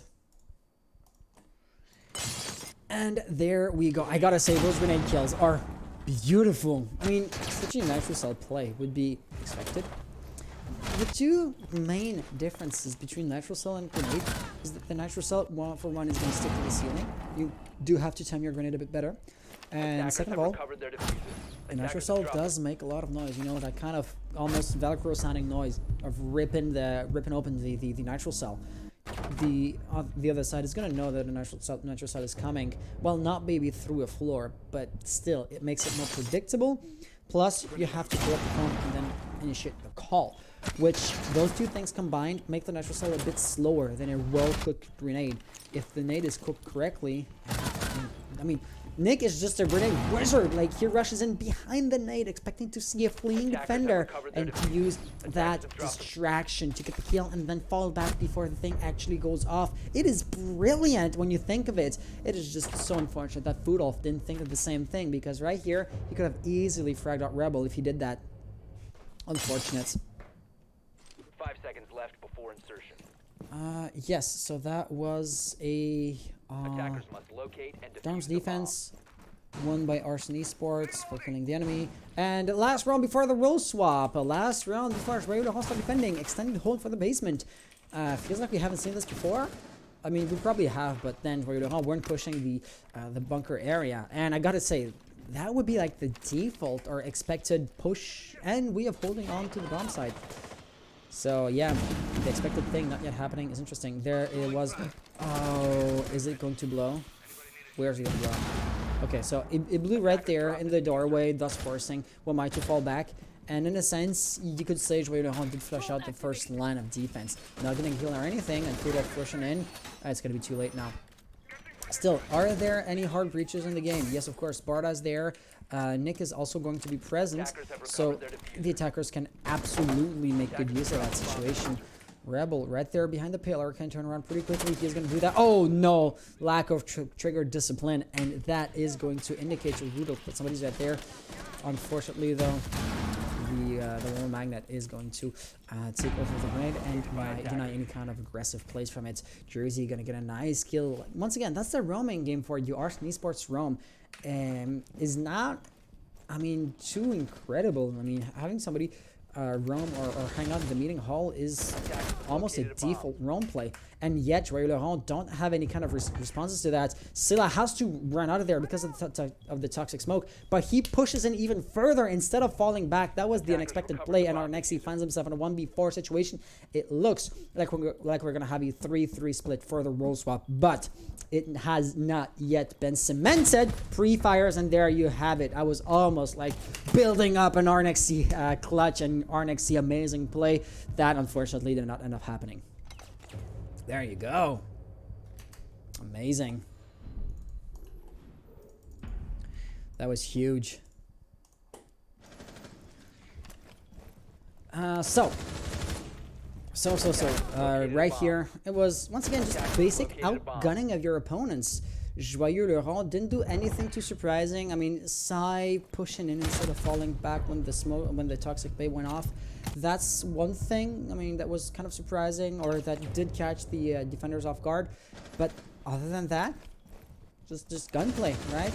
I'm not sure how Jersey died though, and like I didn't read the kill feed when he died, and we weren't watching him. It was probably an anti-roam game by Astro itself. I'm gonna assume. So yeah, typical. The roamer got a kill thanks to the advantage of surprise. The advantage of surprise being up. Well, then you send in an anti-roamer, a counter-roamer, and he is going to get an easy kill on a defender that's ultimately not behind any kind of not behind any defenses, not behind barbed wire, reinforced walls, blocked recams, you name it, right? So this is all I'm gonna say on that. Let me just type in that we defended laundry. That Joyeux Lurons won that. which gives us a 3-3 split for the halftime mark. And not that Joyeux Lurons are defending, like I commented at the very beginning of the game, some teams would go to the basement floor first, some would go to the top floor first, and Joyeux Lurons technically fall in the latter category. The team composition in and of itself is going to be fairly interesting. What I want to point out is the total lack of any kind of intel-based operator. No Valkyrie, no Pulse, Echo, or even maybe a Maestro are not present. Nobody either has, bulletproof cameras. In a sense, you could say that the Griswold's mine going off could maybe indicate where somebody is, but you have to be reaching to qualify a Psy as being an intel-based operator. So with that being said, of course, that means that they're absolutely doubling down on protecting the bomb site itself.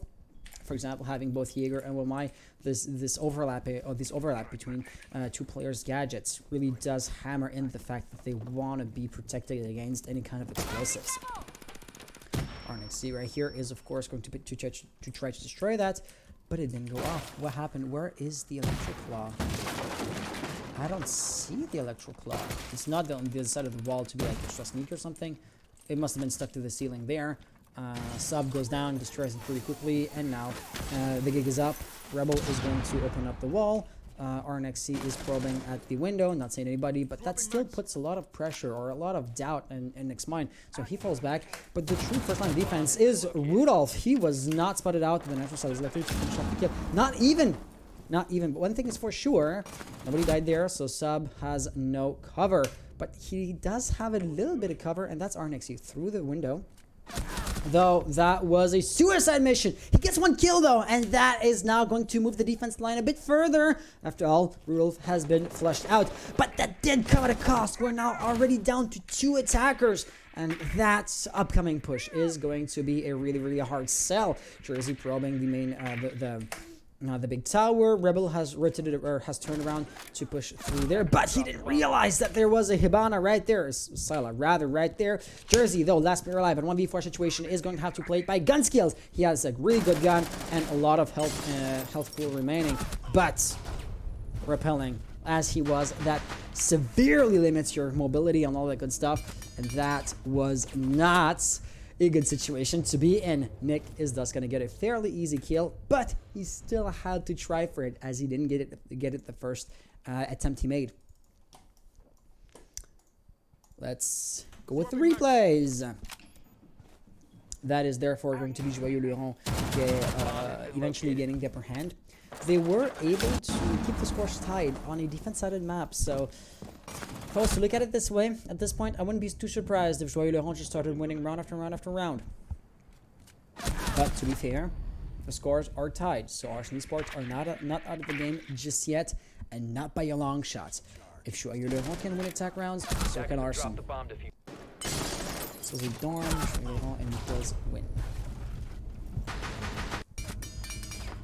I like what they did though, like by having the Cade being right there on the pellets and being kind of a surprise presence. He did get the kill by revealing his presence, but then actually he kind of did get 2 kills because his position, his presence also invited our next team to rush in with the pre-fire through the window, which of course got refragged immediately after by Sila. Right here. And that's the thing.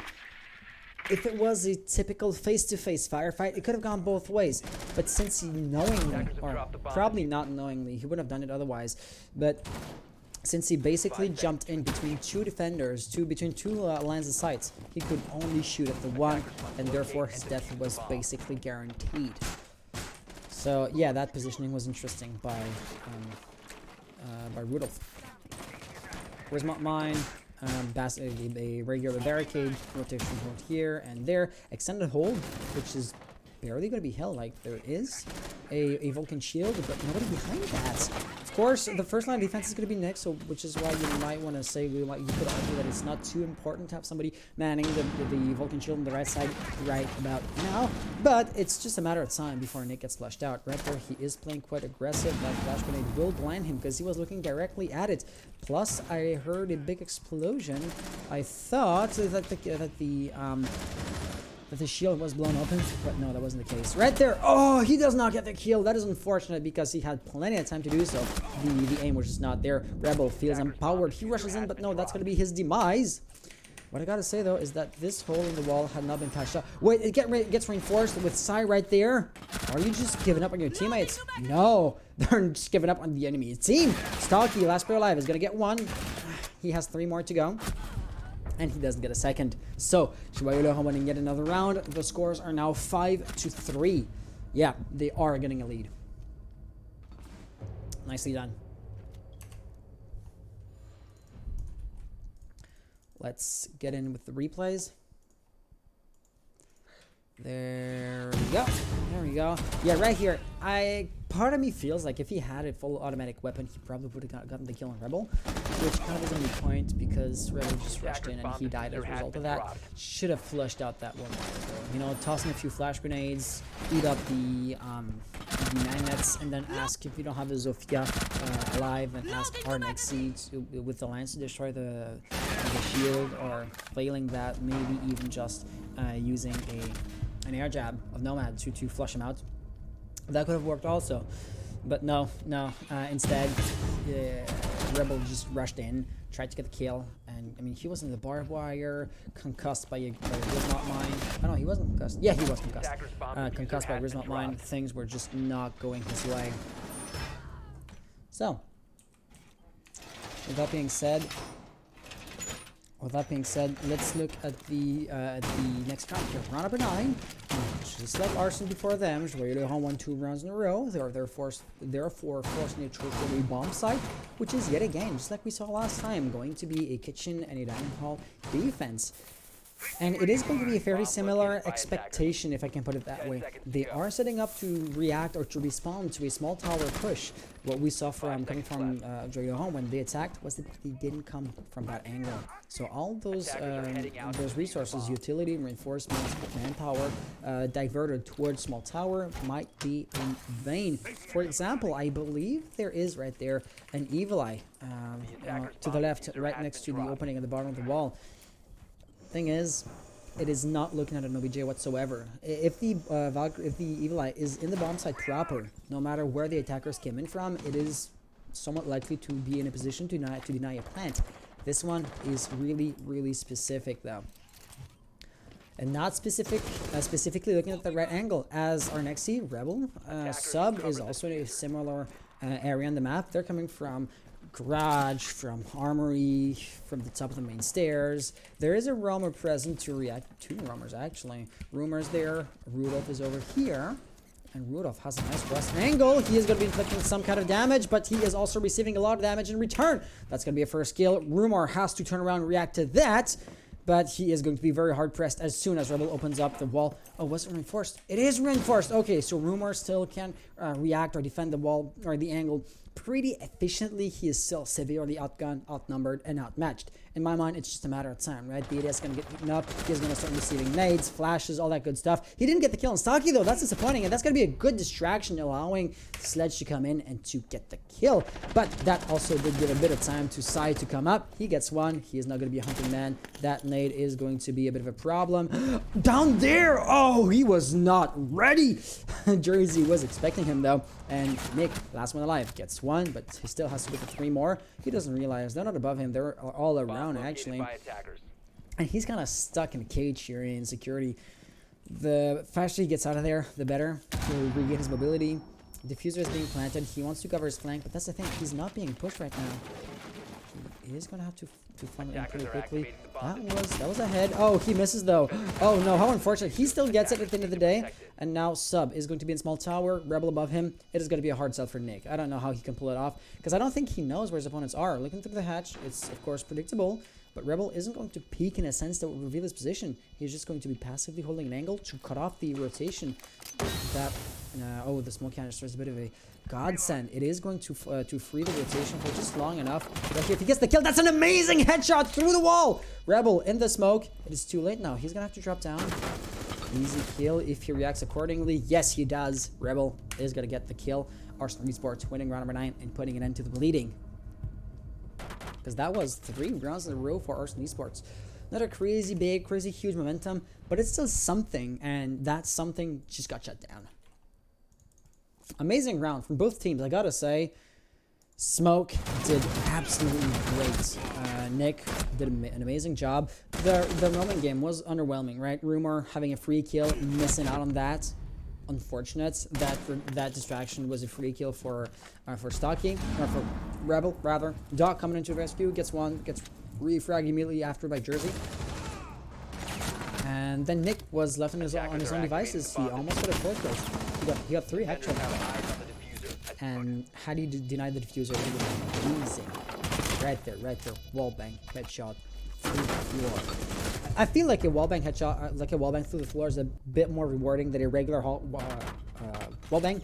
Simply put, if you aim at head level, and if you know generally speaking what the opponent is, you can expect to get a kill here and there from time to time. But when you're shooting up or shooting down, guessing at where the head is, or just guessing at where your opponent is totally different, because the angle is fundamentally different, and that does change up the dynamic quite a lot. Attackers are activating the bomb. So let me just indicate that we have dining kitchen, Arson 1, and let's jump back into it.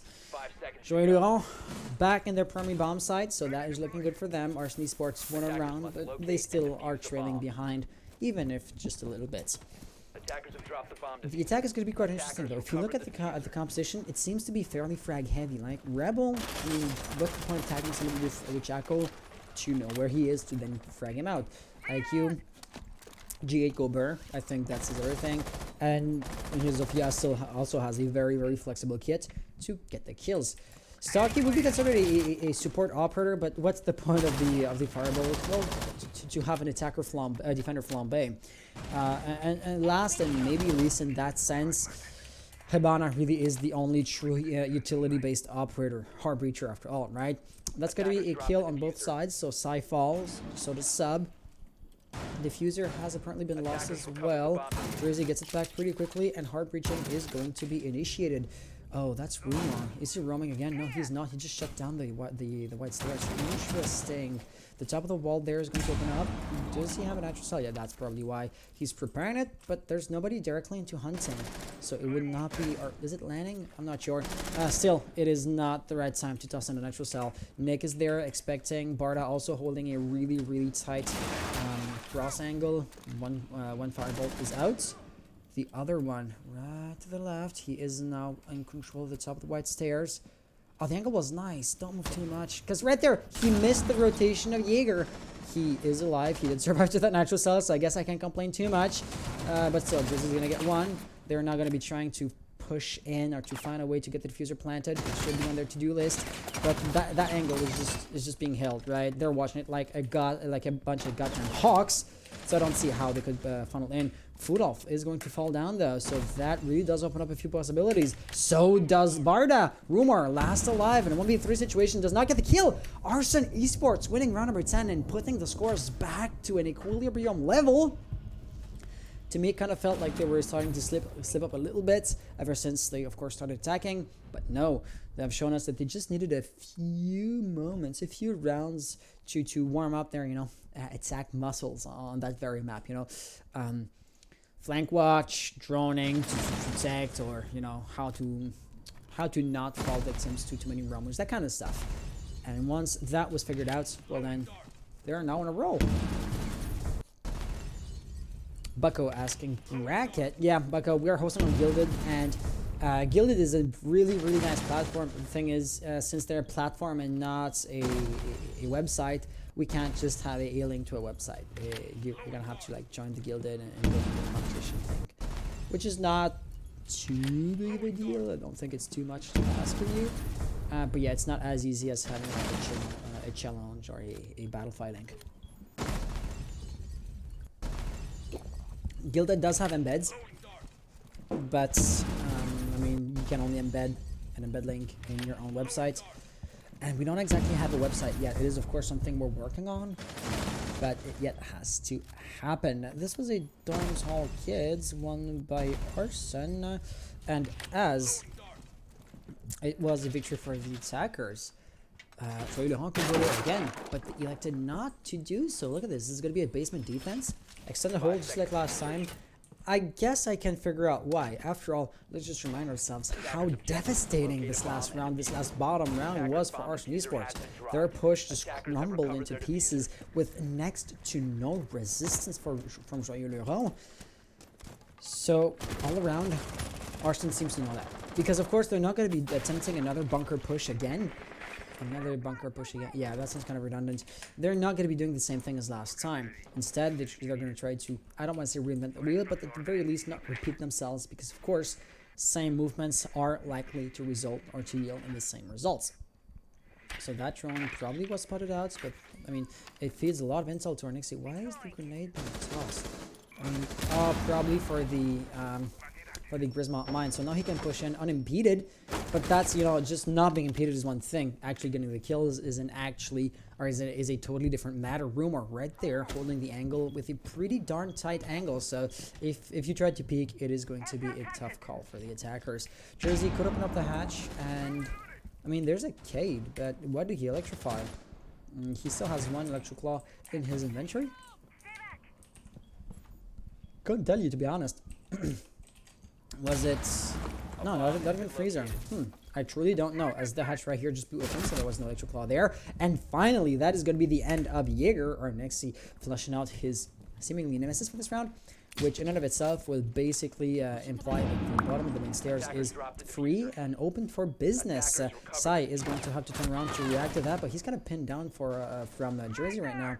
So that really is a... Oh, that could be dangerous, but the gunfire, the bullets are actually going to find his brain first. I'm kind of surprised to see that Rebel and the other attackers did not push in while Jersey was being a really welcome distraction. Right here, he is still going to fail to push in. It feels like the attackers had a few opportunities which they failed to capitalize on. Right there, unfortunately, to the left, he is going to react accordingly, though. Barda falling down, and I can't even switch to Foodolf's positioning or Foodolf's view. Arson Esports already are winning the round. So yeah, Arson Esports in a match point situation. I did not see that coming, but yet again, I'm not complaining either. Definitely. So, Joyeux Lurons, are you now going to crumble under the pressure? I got poked. I got poked for another match. Attackers recovered the bomb. The attackers bomb diffuser. So it looks like another team. Looks like another team has been... Like, there was another match underway at the same time. Wait. Okay. Yes. Another match was underway tonight at the same time. And I'm going to have to do a bit of a referee job on that match after this very game. So this very last round was a basement. It was laundry, arson, killing the enemy. So one thing I do want to underline is the fact that Joyeux Lurons had the upper hand. You know, it was a 3-3 tie by the time of the roll swap. They won 3 rounds in a row. The one was the 6th before the roll swap, and then the 2 first after the beginning of the second half of the game, thus having a 3 points momentum.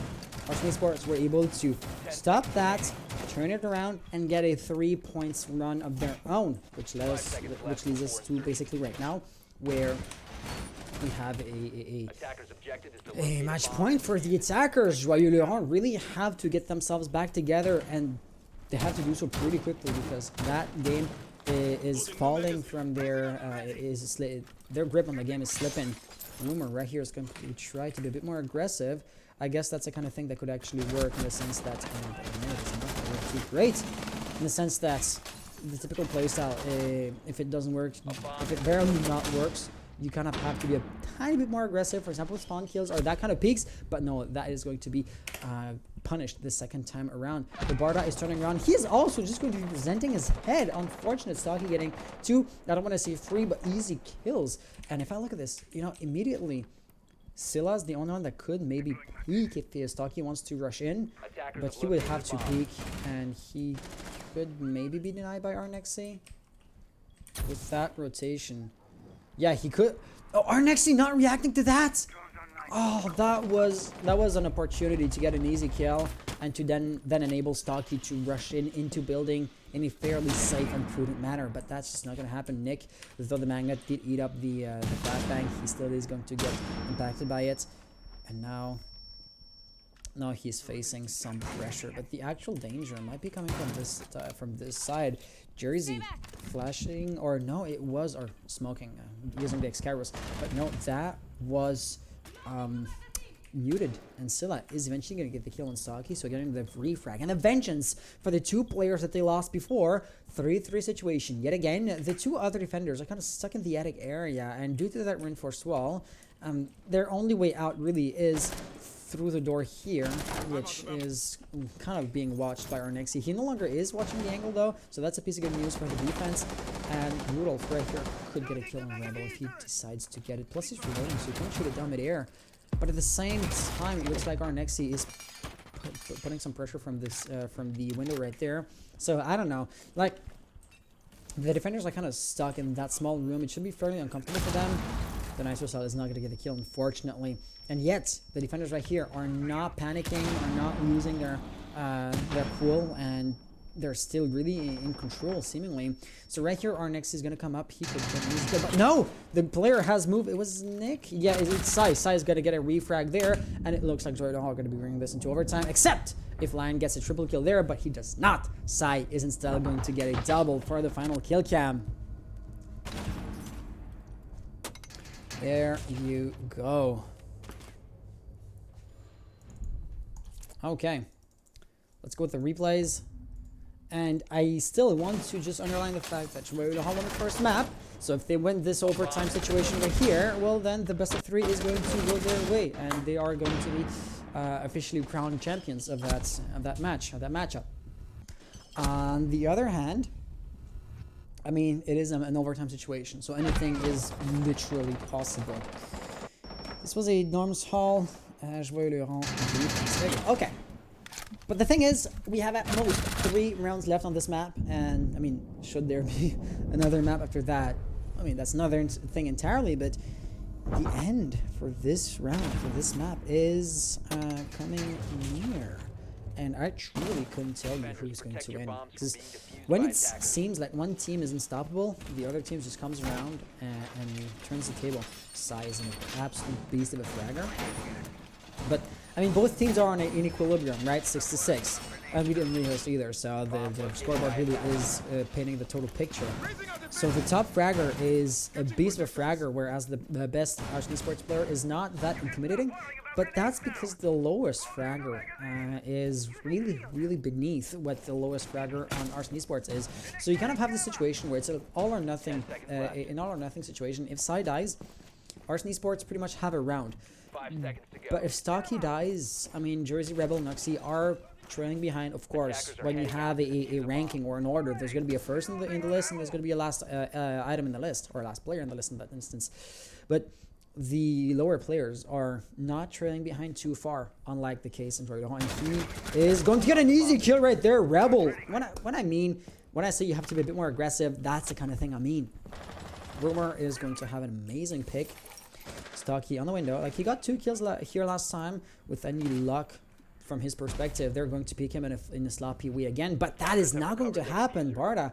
Did I say bottom fragger? Well, that's his 3rd kill. 12 rounds in, that's not an impressive track record, but that was an amazing kill. If he does that more often, he is going to soar through the rankings, or through the scoreboard, should I say.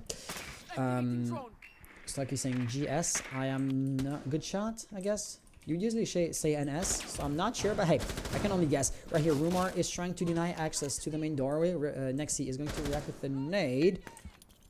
Even though it's Jaeger, surprisingly, there's no ADS. And even more surprisingly, it's only going to be IQ who gets hit through the floor. Could get an easy kill there. I mean, it would be a bit of a surprise, or... Oh, that electro claw could come in handy. Nexi isn't going to care about that too much, though. But Nick... How did Nick get the kill? Oh, nicely done. Nicely done. So Jersey and Sub, last 2 players alive in a 2v5 situation. This is going to be a difficult situation, right?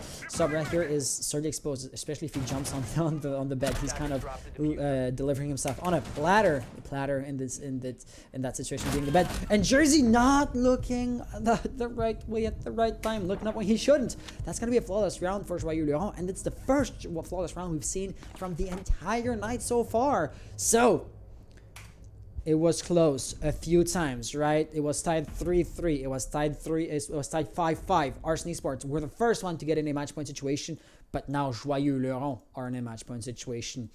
When I say there's a lot of back and forth, that's what I mean. Who is going to win? I don't know. But one thing I gotta say is, technically, Joyeux Lurons only need 1 point to win, whereas Arson are 2 points away from a victory. They are not going to be getting the defense, the blue team Joyeux Lurons I'm referring to right now, so that could help out. But considering that we had a 3-3 situation, or a 3-3 half points, half-time mark, scoreline thingy, and considering that we had a 6-6 at the end, that kind of implies that both teams won 3 rounds and lost 3 rounds, both on attack and on defense. So except for that very last round, to keep things simple, if I was to look at my historical data, things are literally 50-50. With that being said, Arson Esports now defending the basement floor, possibly for the very last round. If they fail here, 1 reinforcement, another opening here. This is very reminiscent of the way Joyeux Lurons defended. Actually, there's going to be Volcam beneath the chair there. 2 reinforcement panels here.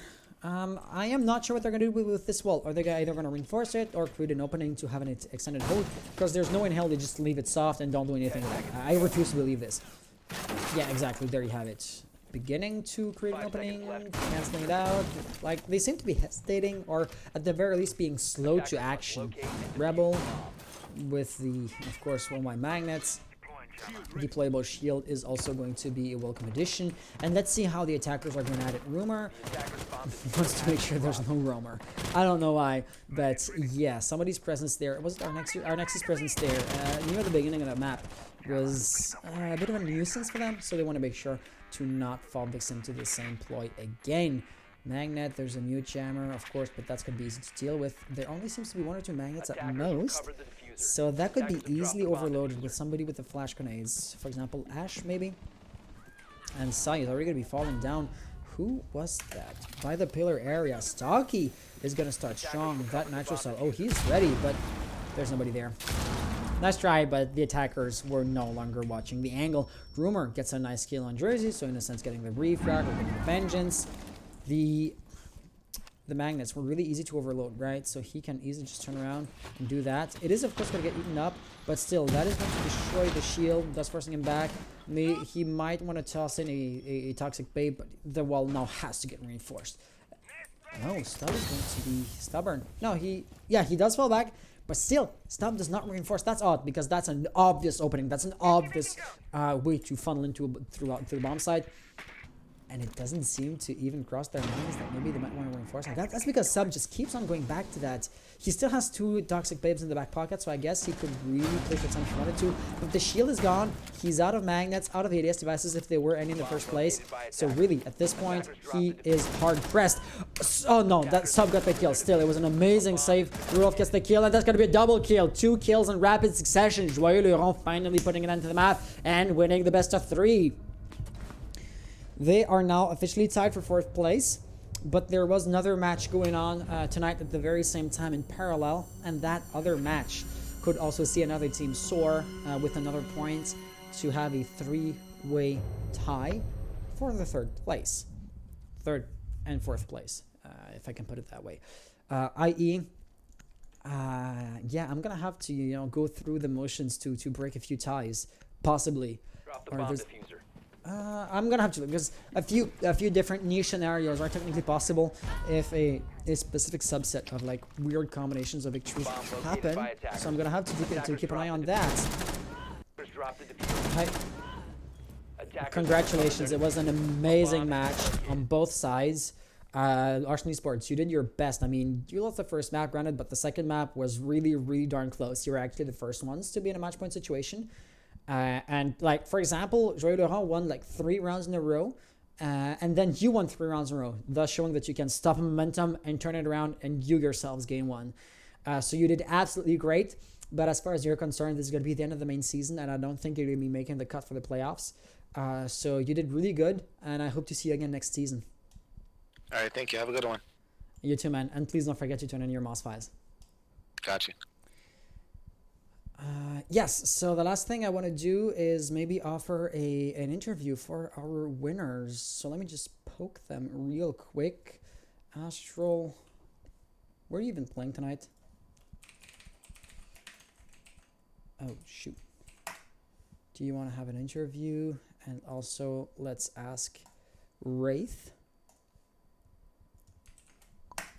Let's see. And Laugh saying, let's go Joyeux Lurons. I'm a few dozen minutes late. But yes, your encouragements may or may not have had an impact on what ended up happening. I'm getting gilded messages. Let's see what they're saying. PH arrive. Vengeance. Let's just mute myself there.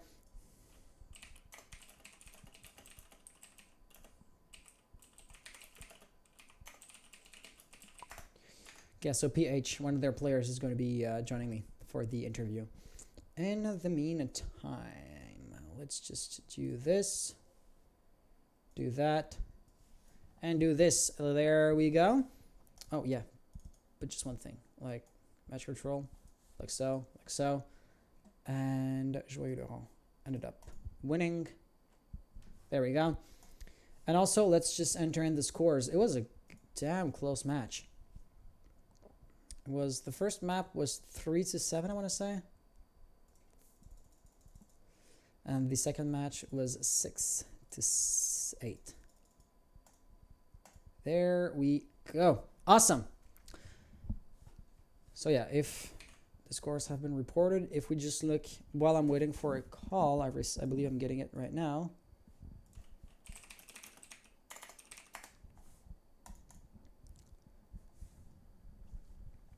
Hey, PH, how are you doing? Salut, salut. On peut le faire en anglais? You mind? Yeah, you mind? I no problem. Perfect. So, how are you doing? You just want a map, and that is likely to bring you into the playoffs. I mean, anything is still possible depending on how the tiebreakers go. But you now have a fairly decent shot. Let me just look at this right now. So, right now, you're tied for 3rd and 4th place. If Ammoniac Gaming wins their map, there would be a 3-way tie for 3rd, 4th, and 5th place. We'd have to see who comes out on top there. But should they lose their match, you have a guaranteed spot in the playoffs. My first question to you is, how confident at the beginning of the season, looking at the other teams, how confident were you that you would be able to make it to the playoffs? Well, we honestly didn't know. We just thought to ourselves, let's just go in and have fun, in a competitive settings and just play to play. And, whatever happens, happens. And if we get to the playoffs, I mean, I'm happy. It wasn't our goal, but, if we go, we go, and I'll be happy, I guess. I just want to add something to that as well, because you guys joined in somewhat late, so near the end of the first week. So I said it's too late for you guys to play the match for the first week. So you started with a forfeit defeat, and you also had to forfeit another week, I believe. I.e., out of the 3 losses that you have, you only quote unquote earned, or you only quote unquote truly lost once. I mean, it still doesn't change the standings, but in a sense, do you believe that you're a better team that is currently represented according to the standings? I think I don't think we'd be 4th place if we played all the matches. I'm pretty sure it would be at least like 3rd or maybe 2nd. I'm not sure. I'm looking at the standing right now. Yeah, we'd definitely be like at least maybe not 2nd, because NTNS is really a good team, and Dream Team didn't lose yet. So I'd say 3rd. Yeah. I'd say we'd still be 3rd, but with less losses, I guess. I guess. So yeah, that's item number 1. So congratulations. Item number 2, if we were to look at like tonight specifically, you did win the first map with a huge lead, but you seemingly were struggling a bit more in the second map. Why is that? I think on the other side, I'm sorry the expression, but I think they were just playing more like monkeys. In my opinion, I got swinged twice in the first 2 rounds on a spot I never usually die.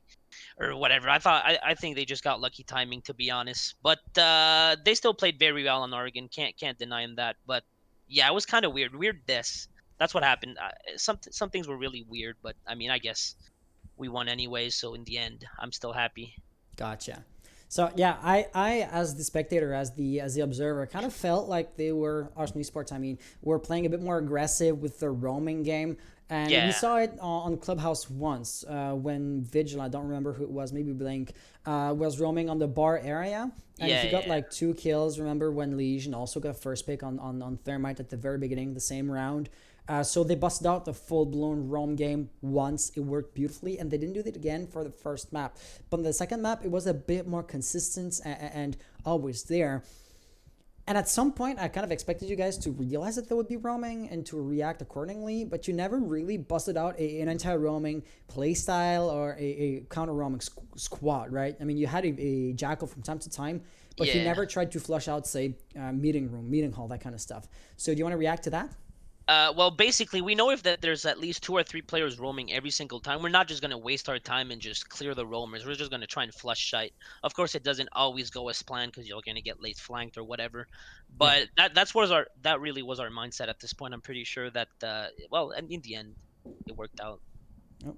Yeah, keep So on talking. Somebody's knocking at the door, so talk for half a minute. I'll be right back. Sorry no about that. problem. Wraith Goat. I don't know what to say, guys. It was a good game, I guess. Wraith wanted to die at the first part of Oregon. He really wanted to die. That's all I have to say. Wraith is still GOAT. We love you. No I'm homo. back. Sorry about that. It's fine. So that was item number 1. I don't have too many questions like in my mind right now because, in a sense, there's still a few unknowns. I would talk about the playoffs, but like I would have to count to check like the outcome of a few rounds to see in the case of a 2-way tie who won the matchup between you and the other team. If there's a 3-way tie, I have to see who won the most matches. Like if one team beat both other teams, then that team would take the upper hand. And if there's like this rock paper scissors when one team beat the other one but lost to the third, then I have to count the amount of round 1 versus round lost. And since your 2 losses were forfeits out of the 3, I believe your chances of coming out on top, as far as that specific ratio is concerned, are pretty good. But that's the kind of stuff I would have to like sit down and calculate manually to see how it goes. So I can't make too much of a definite statement regarding the playoffs, which is what we would usually be talking about after a victory at that point or at that stage in the main season. Yeah, I mean, wait, what are the teams to play like next in this round? So there was a match happening in parallel between NTNS Gaming and Ammoniac Gaming. There were 5 men's, previously known as 5 men's. Also, I did receive a complaint about like being toxic from them. I'm gonna have to look this up. Who was being toxic in TNS? I'm not sure. Plus, I mean, I'm gonna consider this as an internal matter. But I mean, should things really happen in a very specific way, you could maybe suppose that Ammoniac won. So if they won, there might be like the 3-way tie I didn't mention. Yeah, but exactly that tiebreaker, we won against Ammoniac. Does that change anything on the tiebreaker? Did you also win against Surf Esports? We didn't play. That's a map we Okay, so forfeited. you lost. So you Yeah, that was the first round that we didn't play because we weren't in the league yet. If there's a 2-way tie, of course, it's the team that won the engagement that wins. But if there's a multiple teams tie, then that's a bit more complicated. Like if you won against both other teams, well, then you're of course the best of the 3. But if you didn't win against both other teams, it gets more nuanced, Yeah. But what I was going to mention is, I mean, suppose like they were toxic, or suppose I have to enact sanctions. I wouldn't overturn the outcome of the match because like insulting, that's annoying, isn't cheating, right? But if they get banned for like 1 week or 2 weeks or whatever, depending on the outcome, if they get banned for a week, that means next week's match is basically free win for whoever was going to play them. And since we're heading into the playoffs, and since there might still technically be some possibility of them being into the playoffs, being kicked into the losers bracket right off the bat would be really, really annoying. I don't know what happened. I'm going to have to take a look at that. But, I mean, generally speaking, we don't like having, first and foremost, to deal with toxicity, and we don't like having to enact punishments because of what they imply in the first place, you know? So I don't know if it's going to happen, but I'm going to have to take a look at that. So, like I say, anything is still possible, and that's really odd to say after the match has been played. Yeah. We have no idea if we're gonna make it or not yet. I mean, that's the thing. I believe in our chances though. Like, I believe your chances are pretty good. Yeah. If it comes down to the ratio thing, you're gonna be good. Hopefully. So yeah, I think I'm gonna let you go there. Alvin's saying Antinous 1-2-0, so I guess that's not gonna happen then. Alright, perfect. Thank you, Alvin. So hey, you're tied with Surf Esports, and since they had a free win against you, even though the standing says you're a third, they're fourth, I'm going to break the tie the other way around. So you're going to be fourth. You're still heading into the playoffs, but that means that you will be having your first match of the playoffs against OnlyFans next week. That is going to be rough, if I do say so myself. Yeah. But I mean, everything's possible, right? Yeah, everything's possible. But I mean, the pessimistic side of me says good luck in the losers bracket because it's going to be a hard sell for you guys to win the 100%. Yeah. All right. But I mean, well, like I said, I'm not going to hold you any longer. The one thing I do want to say, or the one thing I'm going to do, since I didn't have too many questions for you, or the interview proper part of the conversation was kind of brief. We have roughly 15 person watching right now.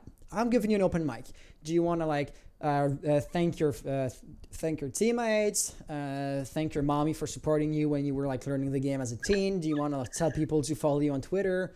Anything, promote your girlfriend's OnlyFans. I'm kidding, but you get the point. As long as you're not being inappropriate, say whatever you want. Follow my Twitch, PH levels, easy clap. I stream sometimes, Siege, Squad, whatever. Yeah, that's it. I'm done. That's good enough. That's good enough. All right. So you heard him. Winners earnings or winners due. He was able to make a bit of a soft promo for the Twitter, or for the Twitch rather. And yeah, so like I said, I'm gonna have this potential toxicity situation to deal with. So I'm gonna leave you here. Thanks you for being here, and we'll see you in the playoffs. All right. Thanks again for the cast, man. You're welcome. Also, one very, very last thing. I'm going to have to talk with every single team captain before the playoffs begin because we might want to enact last-second changes, and I want to be sure that you guys aren't bored before I change the way we do things, which is why I'm going to have to talk to every single team on a one-on-one basis. So do expect me to reach out to either you or your team captain eventually, before the playoffs start, during the weekend or something. No problem. Awesome. All right. With that being said, have an amazing rest of the night. See you next week, and best of luck with the playoffs. Same for you. Thanks, man. All right. See you, man. And with that being said, I did say pretty much everything I had to say while he was on the call with me. So I'm glad you were here this week. Except maybe this one last match, because I don't know if it was actually casted, but on paper, every single match this week was supposed to be casted. So I really do want to thank Freezing and Astral, who are two casters that are starting to help me out, and that is absolutely amazing. When I'm not supposed to be free, when I have other things that hold me back in my scheduling, well, then they pick up the slack, and that is amazing. So yeah, do keep an eye on the stream. For example, tomorrow I would usually not be free and available to cast on a Thursday, but somebody else is, and there's bound to be more action on this channel. So I am not gonna be there, but I still I'm still gonna tell you to tune in tomorrow, same time, same channel, for another matchup. Let me just check real quick who that is going to be. It is going to be between Freezing Frog and Surf Esports Academy. But with that being said, have an amazing rest of the night. See you again on Friday, on my part, as the DA League as an entity. See you tomorrow. And failing that, see you again in the playoffs. With that being said, though, have an amazing rest of the night, and see you soon. Bye-bye. 10 seconds left.